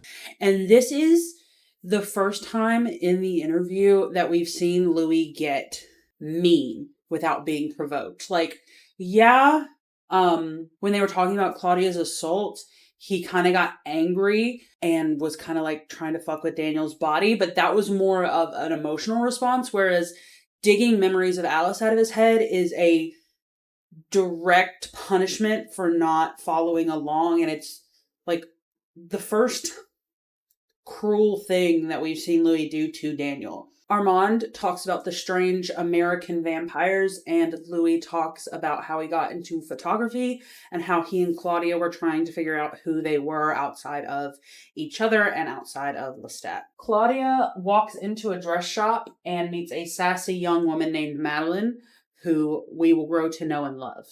Maybe if it had been, I'd be a lonely dressmaker in an empty shop denying my only potential customer. Respect my time. The dress for my body. And I'll need some gloves. Louis and Armand officially meet for the first time in a park where Louis is looking for a young man to seduce and most likely eat, and he invites them to the theater. He looked like a boy masquerading as a gentleman, but I sensed his ancient power right away. And bring the petite beauty with you. You are most welcome. Louis and Claudia go to the theater and watch the show put on by The Coven. The Coven's down here. Welcome to the displacement of reason and the excretion of pathetic desires. We here at Théâtre des Vampires delve into the underbelly of the human soul to present to you the highest form of art in the lowest of ways. I think Louis and I have the same opinion of the show, and it's that they're weird, and it's because they are weird.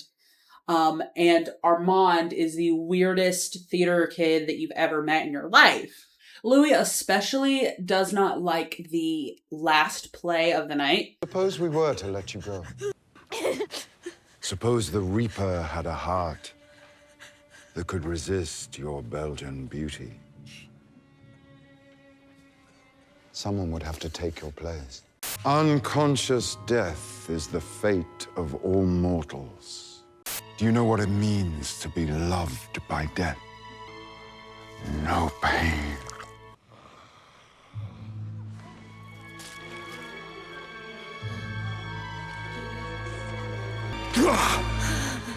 They go backstage to meet the Coven, and they are greeted by a portrait of Lestat. And it turns out that Lestat co-founded the theater with Armand. Than you would think. And one looked up at the painting and saw that Teresa's dead husband was Roberto. He had eloped with his enemy's widow. It's a telenovela. This prompts Louis to want to leave immediately, but Claudia is excited to have found vampires that aren't deformed and gross and a place where she can be herself because she seems to take an interest in the theater. Louis goes to the bank that Lestat uses, or used, I guess, and he talks to them and he's like, hey, I've lost contact with Lestat because of the war.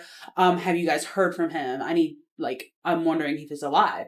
And the bank's like, no, we haven't heard from him since February. And we think he's dead. So he wanted us to give you this in case it is dead. And it's this box. And in the box, there is a letter. Do not waste your life seeking revenge on the person or persons who did this. Do not give them the satisfaction of the hunt. You let treachery eat away at them from within. And you go carry on with your living. Know only this, mon cher. You are the only being I trust and whom I love, above and beyond myself. All my love belongs to you. A veil will now forever separate our union. But it is a thin veil, and I'm always on the other side. Face pressed up against your longing. Louis is once again fucking with Daniel's head because Daniel has said something that pisses him off, and something rattles loose in Daniel's head because of this. Claudia and Louis go on a group hunt with the Coven, and they go to this mansion party and kill everybody in attendance. And while Louis doesn't participate, he stands outside with Armand to flirt with him. You can probably tell, but I'm not a huge fan of Armand. Not because I don't think that he's an interesting or well-written character. I just don't like him as a romantic character. Especially for Louis because of events that will unfold. But I'm not a fan. I'm not an Armand defender. I've never been an Armand defender, and I'll never be one. But if that's your cup of tea, that's fine. It's not me, babes. During this flirting session, Armand mentions that Claudia was made really young, and that might be a problem for her, and also heavily implies that he knows that something happened with Lestat. I only have one pervasive thought, the most important thought. And that's about the fucking letter. The fucking letter, it is soul-crushing and beautiful and heartfelt. And had I seen this scene before I got married, I probably would have used bits of it for my vows. Like, that's how good it is. Like, I eat that shit up. Like, every time I rewatch season 2, I'm just in tears during the scene. It's so, so good. But there is one, count them, one issue with this letter situation. In this letter, he assumes that he's dead. And if this is going to be the last thing that he ever communicates to Louis, wouldn't it make sense, after all the I love yous, to warn him about vampires that he should watch out for? The show has not told us why Lestat left. He hasn't told us about Nicholas. We don't know a lot of the things that happened pre-New Orleans. If you read the books, you know, but if you haven't, then you don't. There are a lot of things that happened, and there is a reason that Lestat left and never mentioned Armand one time, despite the relationship that Armand swears up, down, left, right, and sideways that they had. Wouldn't it make sense to go, hey, there's this vampire and his name is Armand and he's fucking insane. Please stay away from him at all costs. I love you. Bye. I feel like Lestat kind of dropped the ball on that one. But we also don't know when this letter was written. So other than that, I think that it's good to have an expansion of the Coven, because in the books they're not really expanded on. They're kind of just background characters, except for Santiago. But I'm glad to have that expansion on them. Why, yes, I did change into my queso hoodie. Thank you for noticing. Ugh. It is my favorite piece of merch that I've ever bought from anyone ever. So, you know, like, I suggest you go and get one for yourself. And my husband keeps this house at a cool 68 degrees all the time, and I am freezing. I fear that I am actually freezing to fucking death.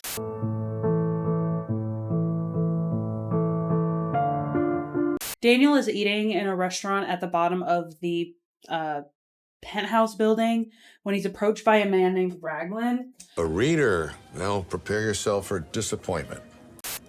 A little pale for Mossad, although that could be very Mossad. Files have been placed with proper encryption on your friends in Anyone the here a penthouse fan of wouldn't dream intelligence providing. officers? We got a live one. He says that Daniel is not the first person to do this interview with Louis, and that he has placed some files on Daniel's computer remotely that he thinks Daniel will be interested in. And he also has a lot of faith that Daniel will be the only one to survive this interview. Louis is taking a little power nap, so for a while it's just Armand and Daniel, and Armand starts to talk about how he led the Coven and how he eventually met Lestat. Armand was basically a little rat king living in a hovel with the other vampires, and one day he sensed this new vampire, and that he was very powerful because he was a child of Magnus, which we haven't met Magnus yet. Hopefully we will in season 3 when we start to get Lestat's story.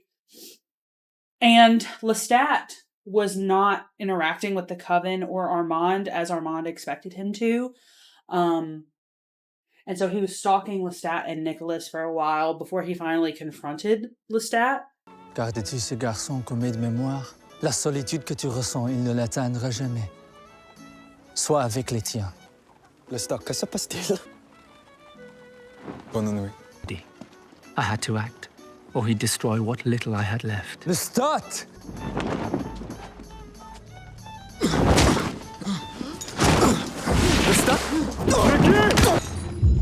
Lestat wanted absolutely nothing to do with this weird rat-looking man, because he was just with his boyfriend living his best life.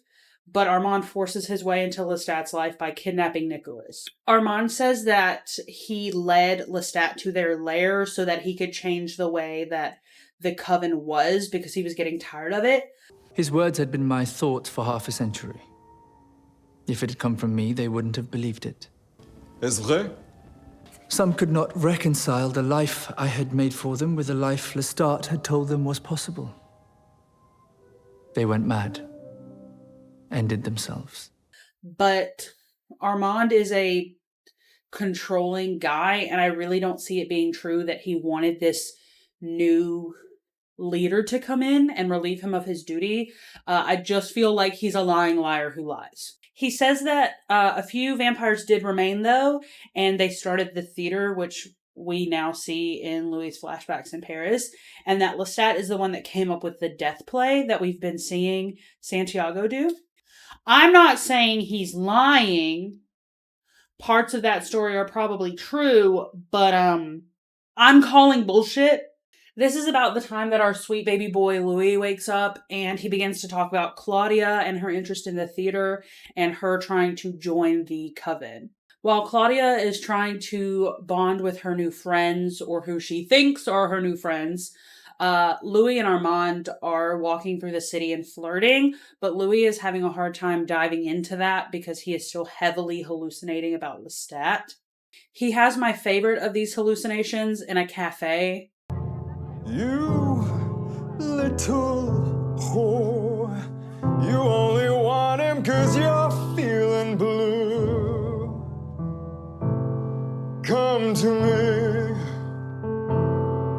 he'll never run his fingers through your hair the way I do. That's quite good. It's also at this point that Armand reveals that he knows about Lestat's death. And that makes Louis kind of go off the rails. Claudia and Louis are talking about the coven, and Claudia wonders aloud why Lestat never said that they were here. And she comes really, really close to the idea that they fucking suck, and there's a reason that he ran away. But she stops just short of it and is like, nah, they seem great. And I'm like, gah! Claudia officially does join the coven in this little ceremony. She hears all the rules. She takes this oath or whatever.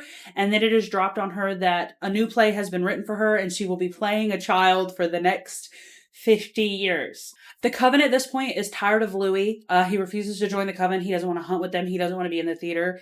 And they kind of demand he be killed. And Armand is like, well, I could, but he's super hot, and like it'd be a shame to kill him when I want to sleep with him, and so he sleeps with him instead of killing him.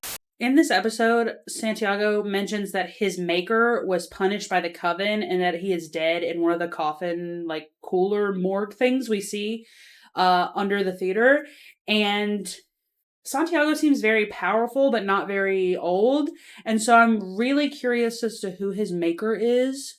I don't think it's ever mentioned in the books, not that I can remember anyway, but I'd be very interested to know who that is. I don't think it's ever going to get addressed, but Armand is telling a very interesting side of the story and giving us a little context for his relationship with Lestat. And while I think that there are specks of truth in that, I think a majority of it is bullshit. I think that Armand is telling the story that paints him in the best light because he makes some really horrific decisions that are really, really heinous, and he needs to seem like he was in the right, and so he is painting himself as this reluctant leader, silent hero, savior of Louis. And I think that Daniel's not buying that, but I think that that's what he's trying to do. And remember, he's a fucking actor, so he would know how to play that, you know what I mean?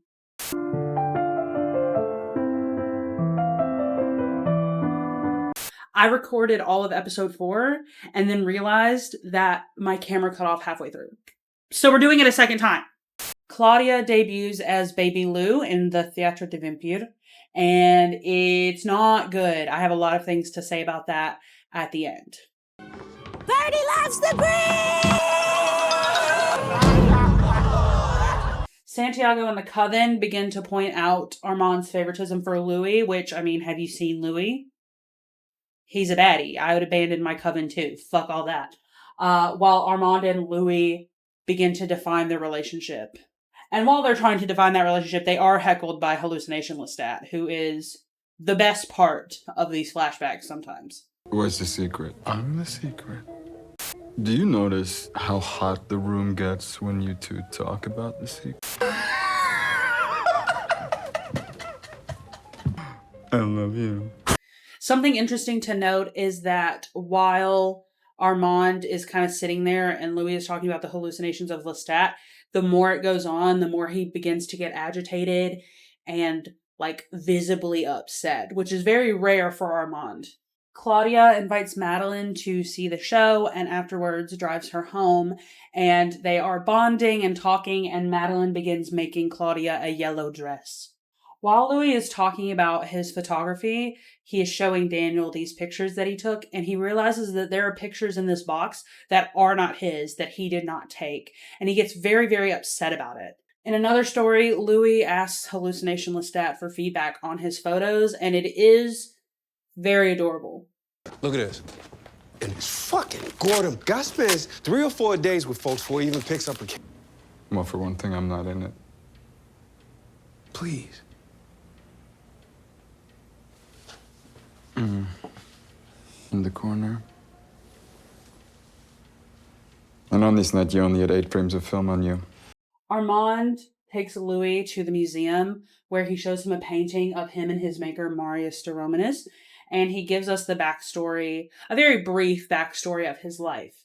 And like I keep saying, it's not that the story isn't sad. It's not that Armand isn't a complex and complicated character that is fun from a storytelling perspective. I just think he's a little gremlin and I just don't like him. None of what he just said excuses the things that he will do. Armand learns about Claudia and Madeline being friends and demands that she stops being her friend because humans aren't supposed to interact with vampires, and pretty much tells her that he knows about Lestat and that she needs to stop her shit because he's tired of her. When Claudia gets home that night, her and Louis argue about it because she's like, you've picked another man over me, and she's making some good-ass points in this argument. What about me and you? You and me and you. What the fuck's going on without me here? I didn't want to wreck that for you, and this whole time Chasing it. he hasn't betrayed our trust or told our secret. Chasing it. Except he just threatened me with it. A few nights later, Santiago and some other members of the Coven come in and search Louis and Claudia's apartment, and they find Claudia's diaries, which, if you don't remember, detail how she killed Lestat. Like, really, really, really detail how she killed Lestat. Louis breaks up with Hallucination Lestat on a park bench, and it's a little bit sad, like this much sad, and begins his relationship with Armand in earnest. Louis and Armand in the present day fuck off to another room to argue about the photos because Louis is convinced that Armand put these extra photos in there to make him seem like a better photographer than he was, when that's not what Louis wants. And while they're doing that, Daniel goes through his computer to look for things that Raglan put in his computer, and he hears a recording that goes past where his tapes ended. If you don't remember, Daniel's tapes end when Louis attacks him in 73. But the things that Raglan gave him go past that. What? Morning! I lost time. Things got a little heated. With a boy! Things got heated with a boy! Claudia's play, Baby Lou, has, like everything else in this show, many, many, many, many layers. And I could spend hours talking about just this single concept of this play and the things that we see. And since I love you very much, and this video is probably already incredibly long, I'm not going to do that. But there are a few interesting things that I want to talk about. The image of Claudia, or Baby Lou, being a bird that can't fly and is injured for her attempts to escape this prison are very interesting to me. It hammers home something that Lestat said to her way back in New Orleans. If you could find them, which you won't, they would shred you to strips because you are built like a bird. Another thing about the play itself is that it is a reflection of Claudia's trauma that she has to relive every time that she's on stage. If you think about it and you're a little bit willing to dive in with me, the characters in the play, the mother and the maid, are clear representations of Lestat. The mother, who would be Lestat because she is his blood, is uncaring and cold towards Baby Lou, while the nursemaid, who would be representative of Louis, cares about Baby Lou and her safety, but is always willing to go with the mother's word first instead of what is best for Baby Lou. I think it's also an interesting reversal of what we saw the first time that Claudia was in the theater, because the first time she was here, she watched a woman be humiliated and murdered and cheered for it. But now that she's the one on stage being humiliated, she has very strong feelings about it. So it's jabbing at her hypocrisy, but also this beautiful reversal of what we've seen that drew her to the coven in the first place. And it isn't just a fuck you to Claudia, it's a fuck you to Louis too. There are two interesting things that I feel are pointed towards Louis. There's one line in the play that when it is said, the camera goes immediately to Louis. The second thing in this play that I think is directed at Louis is the falling that we see at the end when baby Lou dies. There are obviously two things that involve falling from season 1 that might be triggering to Louis. That is Paul's death falling from the roof. Oh! And Lestat dropping him from the sky.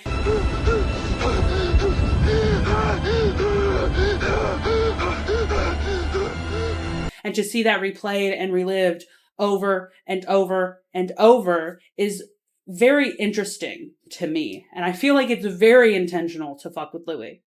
Other than the play, I love the expansion of Madeline. In the books, she's given a couple sentences, a little bit of a personality, and I like her in the books, but I love her more now as her own character that stands up with or without our main cast. Like, she is who she is before Claudia gets here, and she'll be who she'll be after Claudia is here. And finally, we have Raglan and whatever organization that he is representing. I don't think he said it at this point. Why is he here? Why does he care about Daniel? How does he know about the original interview? What is his purpose in stalking these vampires? What's going on? I like this plot line a lot more than I remembered liking it. I think I forgot about it before I rewatched it. So I like that too. I'm not watching Talamasca though. I'm not doing it. It's not happening. I don't care.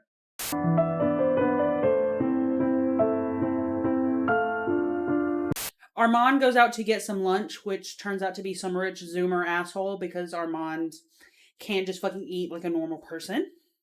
And while he's gone, Daniel wants to talk about the original interview because he heard the tapes. And he's like, Louis, you're going to shut the fuck up about yourself and your fucking husband for 1 second, and you're going to talk about what the fuck I want to talk about. Malik will be dead in 2 hours. You've made me an accessory to murder, and you've had 13 sessions.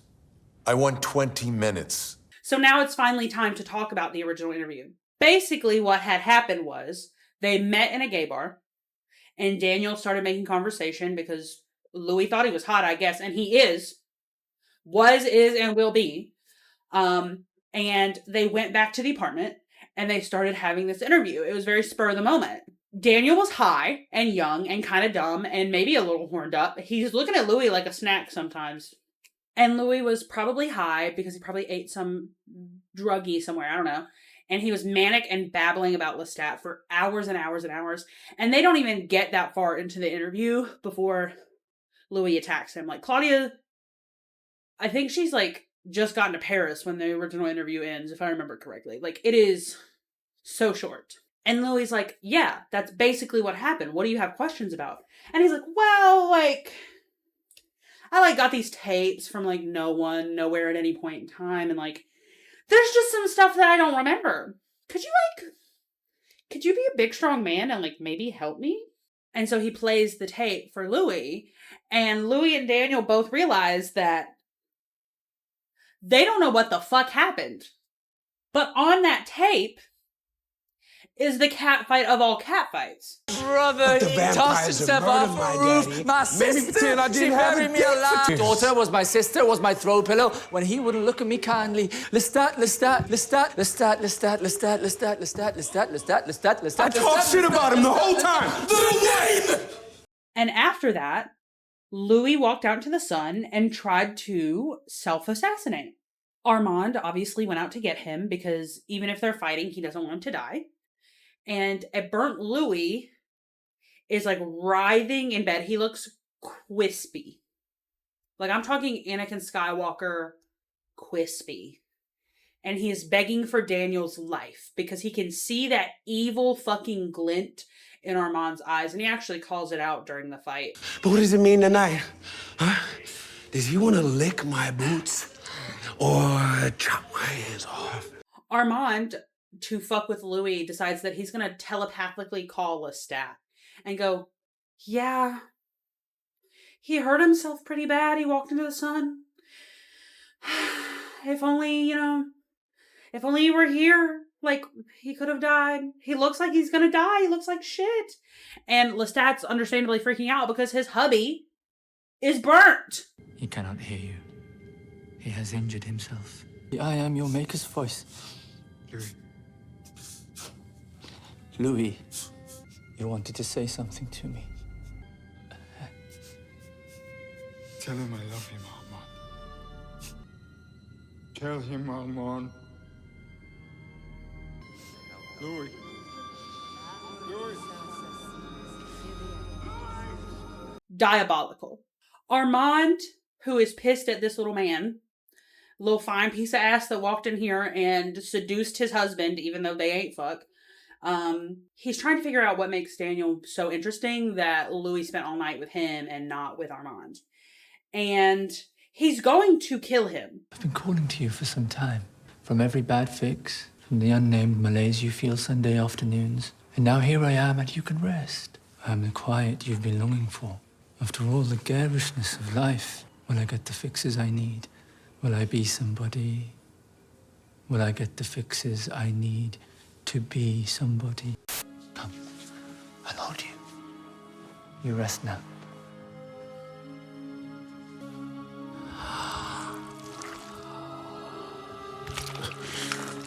But what stops him is Louis begging for Daniel's life and basically offering himself up and his continued companionship in exchange for Daniel's survival. It's a testament to our companionship. Are you asking, maître? Which is such a bro move, but so incredibly tragic at the same time when you think about it. Because it's clear that he wants to leave. He doesn't want to be with Armand anymore. Like, something has happened in their relationship. He's bored. He's depressed. Like, he doesn't want Armand anymore. But so this one random guy that he met in a bar 12 hours ago will live, he gives up his life. Or his time. Or, like, he continues this fucking sham marriage for this guy. A burnt Louis then says something to Daniel before they change his memory and drop him off. And Daniel remembers these words, but not from Louis's mouth. Listen as though I'm the voice of God or an angel talking to you, telling you this room doesn't matter, this night doesn't matter. You're not inconsequential or a junkie. You're a bright young reporter with a point of view. There are stories that need to be told. If things ever get bad again, these are the words you'll hear in your mind like a tape playing over and over, like a song stuck in your brain. These words will hold you up and carry you. They are your lifeline. And after this revelation, Armand strolls in from his leisurely little lunch, unaware of how absolutely fucked in the ass that he is now.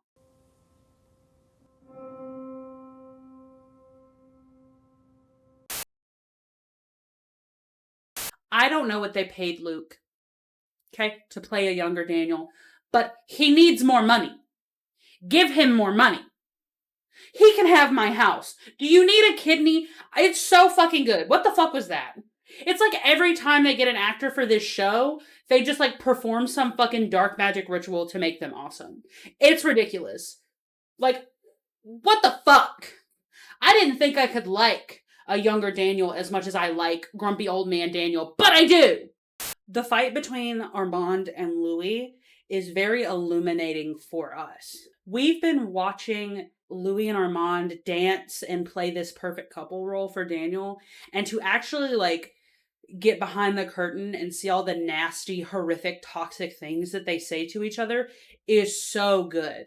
Because you're seeing Armand, who we've seen control the narrative and the story and the presentation of this interview, you see him completely untethered in this fight where he is yelling and he is trying to exert his power, and Louis calls it out like, what's it going to be today? And he acknowledges who Armand can be.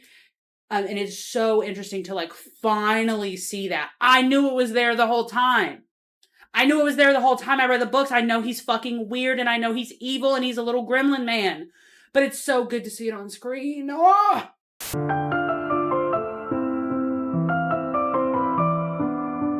Daniel and Real Rashid are having dinner downstairs when Raglan pops up again, and he says that he has a few requests for Daniel to do while he's doing this interview. And Daniel's like, are you fucking insane? No, like, I'd like to live. Have you met those two fucking drama queens up there? I'm gonna fucking die. And Raglan's like, LOL, but like, you've lived so far. Back upstairs, Armand has not quite figured out how fucked he is. He doesn't know that they remember things, but he knows something's wrong because his husband's grumpy. Back in Paris, Santiago and the Coven are trying to figure out a way to punish Claudia and get rid of her once and for all. And all of that starts with calling Lestat, the man, the myth, the legend. They're going to get in touch with him somehow. Claudia saves Madeline from an attempted sexual assault, and in that process reveals that she is a vampire. You gonna run? Don't run.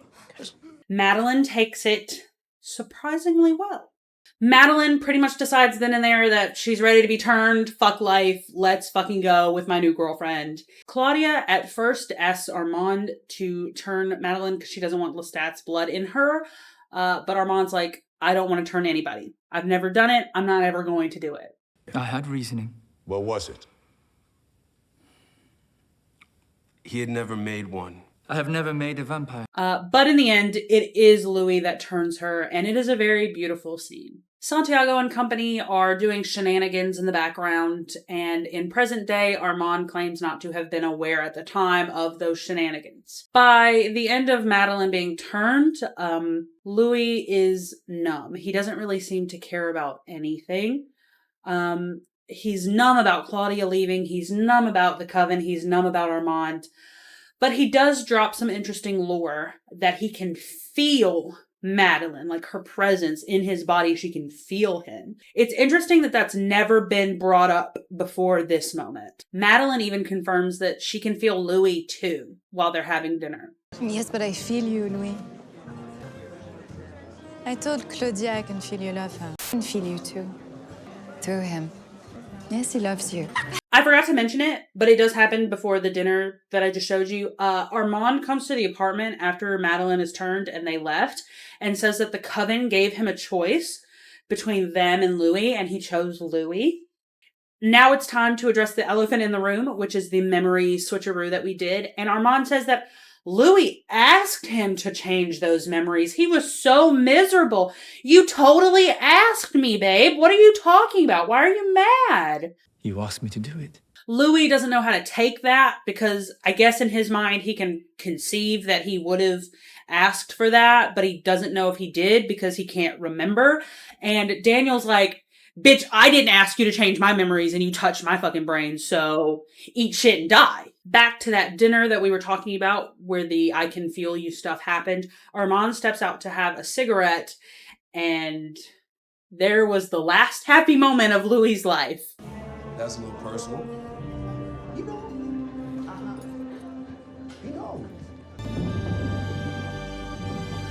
The next time that Louis is aware, they are on a stage being presented in a mock trial. And when Sam, one of the members of the Coven, who I don't think I've mentioned up until this point, because he wasn't important, he's just a playwright and general Coven member, goes downstairs and asks Lestat if he is ready. 10 minutes to your entrance, Monsieur Dianca. Monsieur Dianca? Thank you. The heretical desecration of law. 10 minutes. The premeditated. I like Madeline's transformation and how it is so different from every other vampire transformation that we've seen in the show or even heard about. Armand was changed by an evil man. Lestat was changed against his will by Magnus. Louis said yes in a moment of distress, and Claudia barely remembers it because she was dying in a fire. All of these are traumatic and horrible, and they kind of shape the vampires that we see come out of them. But Madeline was made from love. A little bit of obligation on Louis' side, but that's not important. She was made from love. Her decision to be turned was made out of love, and she seems to be adjusting well because of that, because she is loved and Claudia is there to hold her hand. She seems to be one of the better adjusted vampires that we have. So it's going to be a shame to watch what happens next. Another thing from this episode that I think is annoying but interesting, Armand is going to act and has acted like he was dumb and powerless and stupid this entire time, but we've seen him exert enough control to control the entire coven at one time. Like, at the same exact moment. That cushion. Take your time. Spit it out. You two want to act like fledglings, do it in darkness. So to act like a cute, innocent little kitten baby is fucking insane to me. And the last thing, still on the subject of Armand, him saying that Louis asked him to erase their memories brings up an interesting ethical question that I would like to pose to you. I'm going to tell you my stance, but I'm going to ask you. Would it be acceptable if you had the ability to erase your partner's negative memories of you if they asked, even if they asked, considering that they will make future choices about their relationship with you based on false memories that they asked you to erase? We don't even know if that's true, but let's presume that it is. I say, fuck no. And erasing anybody's memories, the most prominent example in my head is definitely the Torchwood episode where Gwen admits to cheating on Reese and then drugs him so he'll forget. I think it's still fucked up. Like, even if Armand had permission, which I doubt he did, Louis is a gloomy son of a bitch who likes to wallow in pity. Louis is with you because he doesn't remember that moment. So if he had the information that you took from him, he'd make different choices. And I think that if somebody can't make free choices with free information, then you can't ever have his consent ever again. And back on the feeling thing, like I can feel Madeline, Madeline can feel me. It's really late in the fucking game for you to tell me this, show. What the fuck is that? Because that recontextualizes every fucking thing that Lestat, Louis, and Claudia were fucking talking about and doing. Their whole relationships. What the fuck?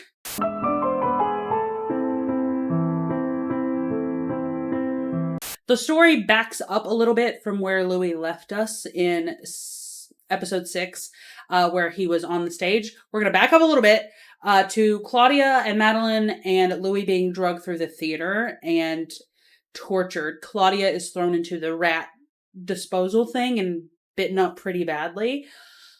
And that's about as horrific as it gets. We don't know what else happened. I'm sure that Armand will have more things to say in season 3 about what happened. Maybe, hopefully, somebody will have something to say about the other things that were done to the 3 of our babies.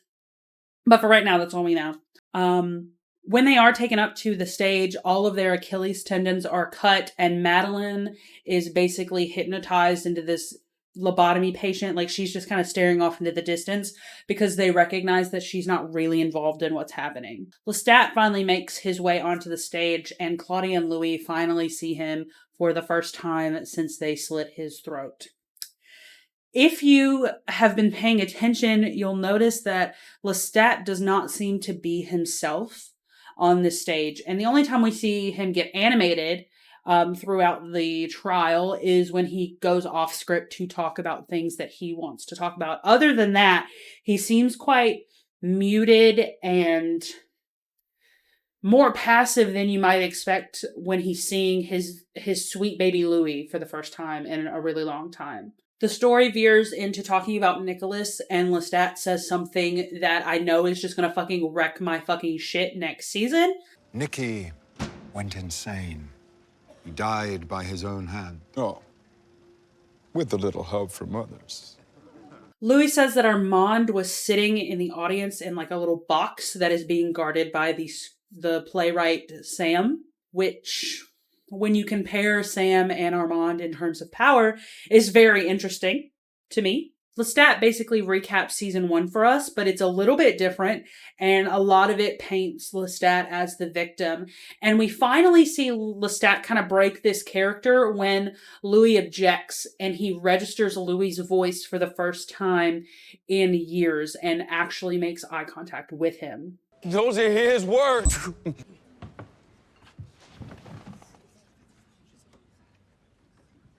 Lestat humiliates a homophobe.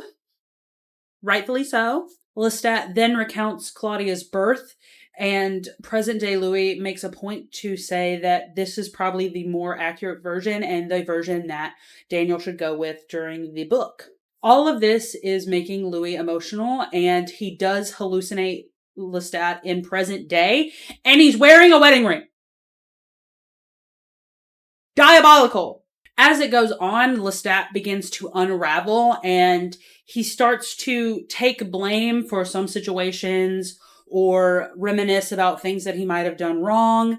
And he even expresses a sort of love and admiration for Claudia despite their situation. Obviously, Claudia is not receptive to that due to her situation, but he did say that, but he did express that love. Just because she doesn't reciprocate it doesn't mean he didn't express it. That's all I'm saying. We get another replay of a famous scene when Lestat talks about the fight that led him to drop Louis from the sky. And the way that Lestat tells it is that maybe Louis wasn't the victim that he said he was. And it was more a result of two mentally ill people pushing each other past the point of no return than it was evil man hurts innocent man. Not to say that he should have dropped Louis, because he shouldn't have. It is the worst mistake he's ever made in his fucking life. But there is a deeper story to that. It's not just what Louis said it was. Claudia gets frustrated with all of this showboating and rightfully points out that even when it comes to her death, even when it comes to this story, and even when it comes to him trying to apologize and take some of the blame, it's not about her, it's about Louis. It is always about Louis and Lestat. It'll always be about Louis and Lestat. You didn't come here for me. One more round in the stormy romance of you two. Never been about me. I was just a roof shingle that flew over your house. The trial ends and Santiago goes on to the punishment part of this process, and he gives Madeline the choice to join the coven or die with Claudia. And Madeline stands 10 toes down on this shit. She said, "That's my wife. I love her more than anything. We're dying together. Fuck you." They are both sentenced to death by sunlight, and Claudia has very good last words for the audience. May I ask the court for a final request?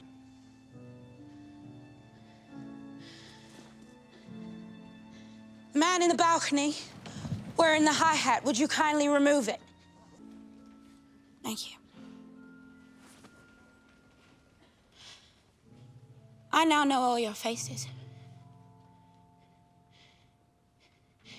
If there is an afterlife, I'm gonna come back and fucking kill all of you. When it comes to Louis' sentencing, he is supposed to get the same sentence as Claudia, but someone intervenes and he ends up being banished instead. Armand says that it was him that saved him, but I'm sensing bullshit. Banishment in this case is not leave Paris and never return. It's more like, we're just going to kill you in a different way. And they lock him in a coffin full of the same rocks that are found in Louis' apartment that we see him putting his feet into when he wants to calm down. Claudia and Madeline are killed in a beam of sunlight, and Armand and Lestat watch as Claudia dies a defiant death.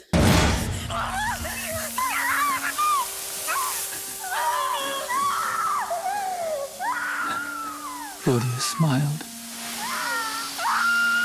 and started singing to her executioners. I don't like windows when they're closed. I want to fly where the wild wind blows. Claudia gave the audience her back, and Madeline succumbed first. No window like windows.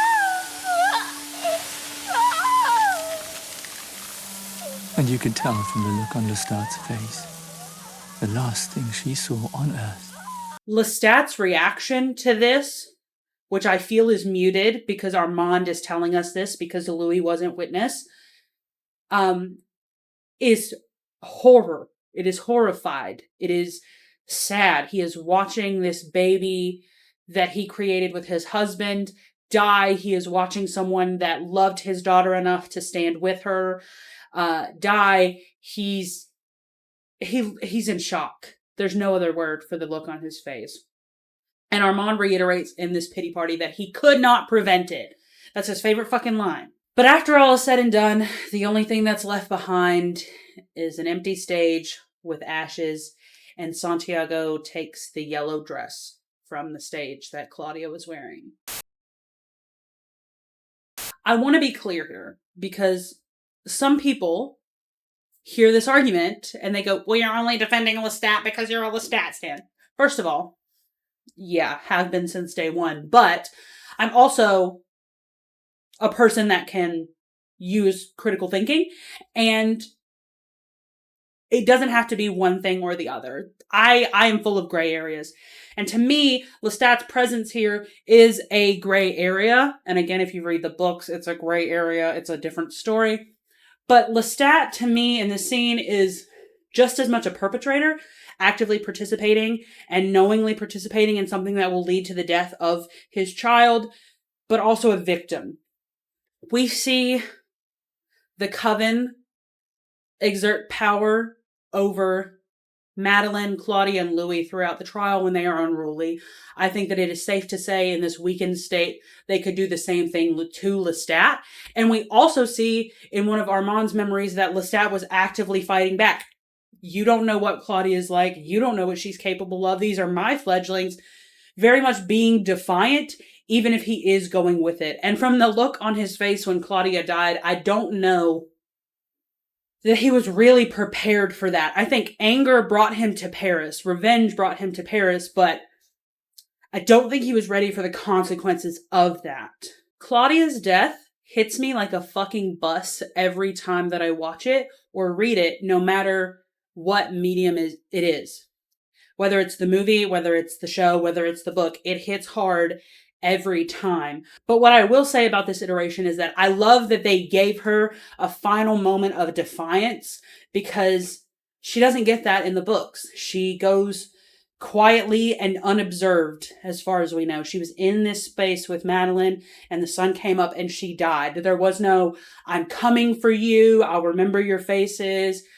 I love that she had this defiant moment and that she used her last moments on Earth to make eye contact with the man that created her and hurt her and put her here, while also singing a song that had humiliated and exploited her and dying defiantly. I think it is so well written and it is so well done, and it is just as devastating as I knew it would be the minute I started this show.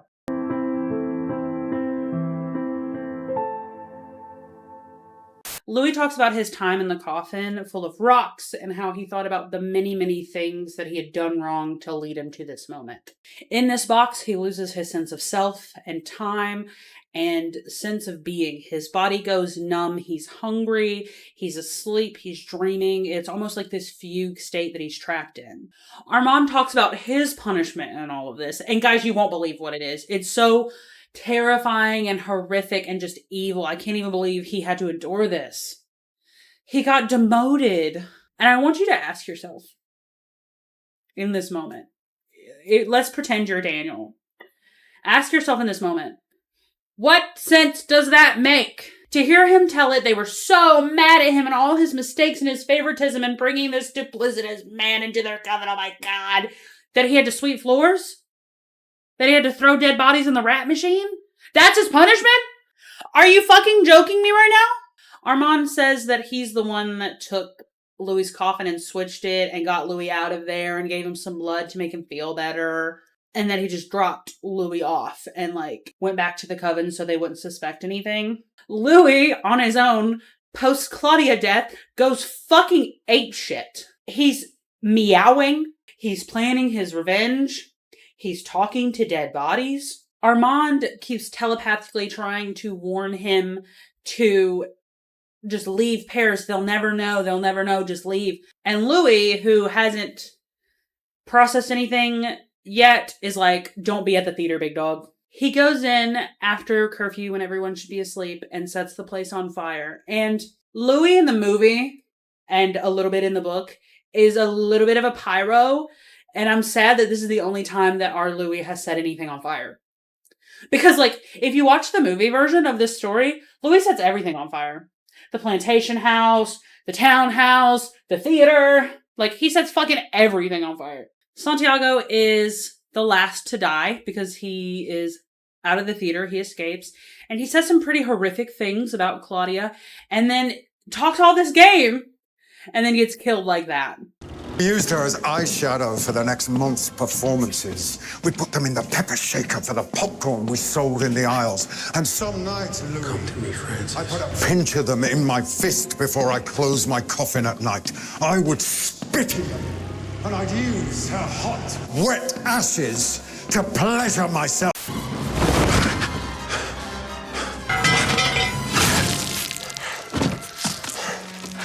Armand and Louis meet back up post-theater burn down, and Armand admits that he knew about the play the whole time, he had been lying for months, and he knew Lestat was in town. And at that point, if I were Louis, I would have tried to kill this bitch too, because what do you fucking mean? He takes Louis to see Lestat in Magnus's tower, which Lestat retreated to. I'm pretty sure he's been there since the trial. I don't think he was hanging out in the theater. He doesn't want to kill Lestat. He wants Lestat to suffer knowing that he's with Armand and not with him, no matter what. Which, if I were Armand, I would give up on this relationship right here, because the way he's talking, he's not staying with you because he's happy with you. He's staying with you to torture his ex who he's in love with. Armand, stand up for yourself. Please, get off the floor. Lestat is doubtful that this will be a long-lasting and happy relationship. Some distance between the happy couple. Enjoy you. Let's see how long it holds. It is at this point that Louis says that that's the end of the story that he's going to tell today, and that this is the end of the interview with the vampire. But Daniel has a few more questions. Mind if I ask a few follow-up questions? It's just some things I've been jotting down along the way. It's just small stuff. He points out a few interesting things that you and I have talked about throughout this recap, like Lestat talking to Louis telepathically after he was already a vampire, or Sam, of all people, guarding Armand's box during the trial, but also in Louis' story being one of the ones to help trap Louis. He couldn't have been in two places at once. But Daniel's main question, and the thing that he's trying to get out with these things, is about Lestat. Oh, well, it seems to me, I mean, back to the trial again, it seems to me that there was more than one person in the theater that night who could have saved you. He pulls out a copy of the trial script that Rashid had placed inside of his morning paper, because our boy Rashid, well, he's a double agent. And wouldn't you know it, Armand's handwriting is giving notes on the script. And it's finally revealed what actually happened in Paris. You were supposed to die with Claudia. He didn't save you. Daniel fries Armand's entire fucking life and sends his fucking marriage tumbling down the hillside. And then sees himself caught in the middle of a fucking marital dispute to end all marital disputes. Louis says that Armand better not be here when he gets back and keep his paws off of Daniel because he's leaving. And on his way out, he sets Daniel's laptop on fire, presumably because he doesn't want the story to be told anymore. But,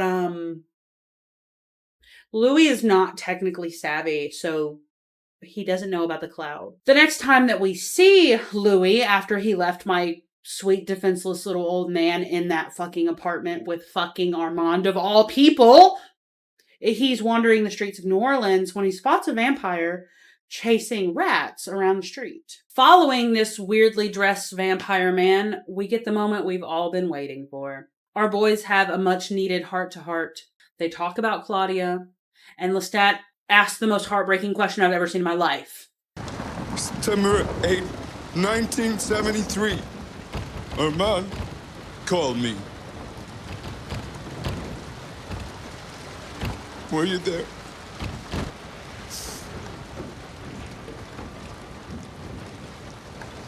Did you hurt yourself? They hug, they cry, the music swells, and the next thing we see is our boy Daniel doing an interview about the book on TV. The public is not taking it as factual. They're taking it as fiction, which is probably for the best. But Daniel is adamant that it is the truth. And we see him talking to Louis telepathically because Daniel has been turned into a vampire. I'm guessing you haven't heard from my maker. Fucking asshole. So all you devil's minions freaks out there are about to be eating good in season 3. I already know. And our season ends with Louis giving a message to all the vampires that might be upset about this book coming out. My thoughts on the finale. I love that the Coven was just a bunch of evil theater kids. Because I was a theater kid. And I know they're evil at heart. I know theater kids are evil at heart. So it was nice to see blood-sucking creatures of the night, theater kid, evil, cliquey group dynamics. Because that is what it would be like. I appreciate that Louis has a stronger reaction to Armand's betrayal in this universe than he has in the books and in the movie. Because his reaction is kind of like, bleh. He's just like, yeah, I know you killed my daughter. I don't even care about you though, princess. Like, it's just very lame. And I'm glad that we got a stronger emotion here.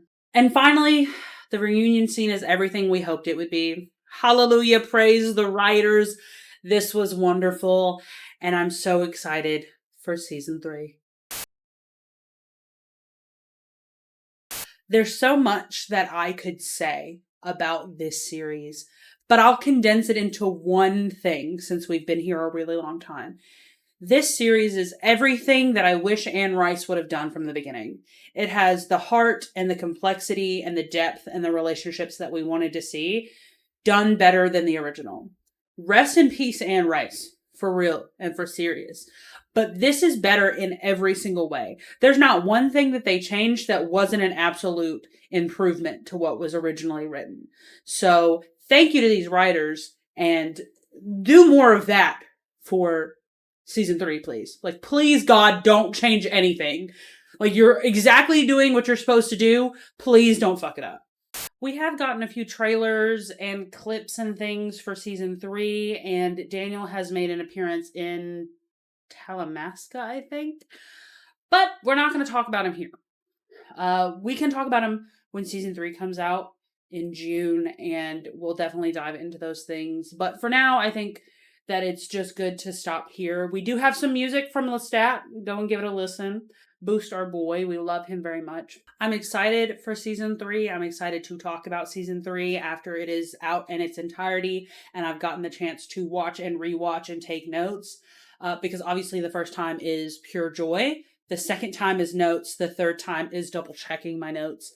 So that will be fun to do when it's finally there. But finally, this video is going to end. Thank you so much for watching. Thank you so much for giving a fuck, I guess. One of my friends told me I should tell you to like and subscribe, but I think that's gay, so I'm not going to do it. So I'll see you next time when I ramble about things that nobody gives a shit about. Mwah!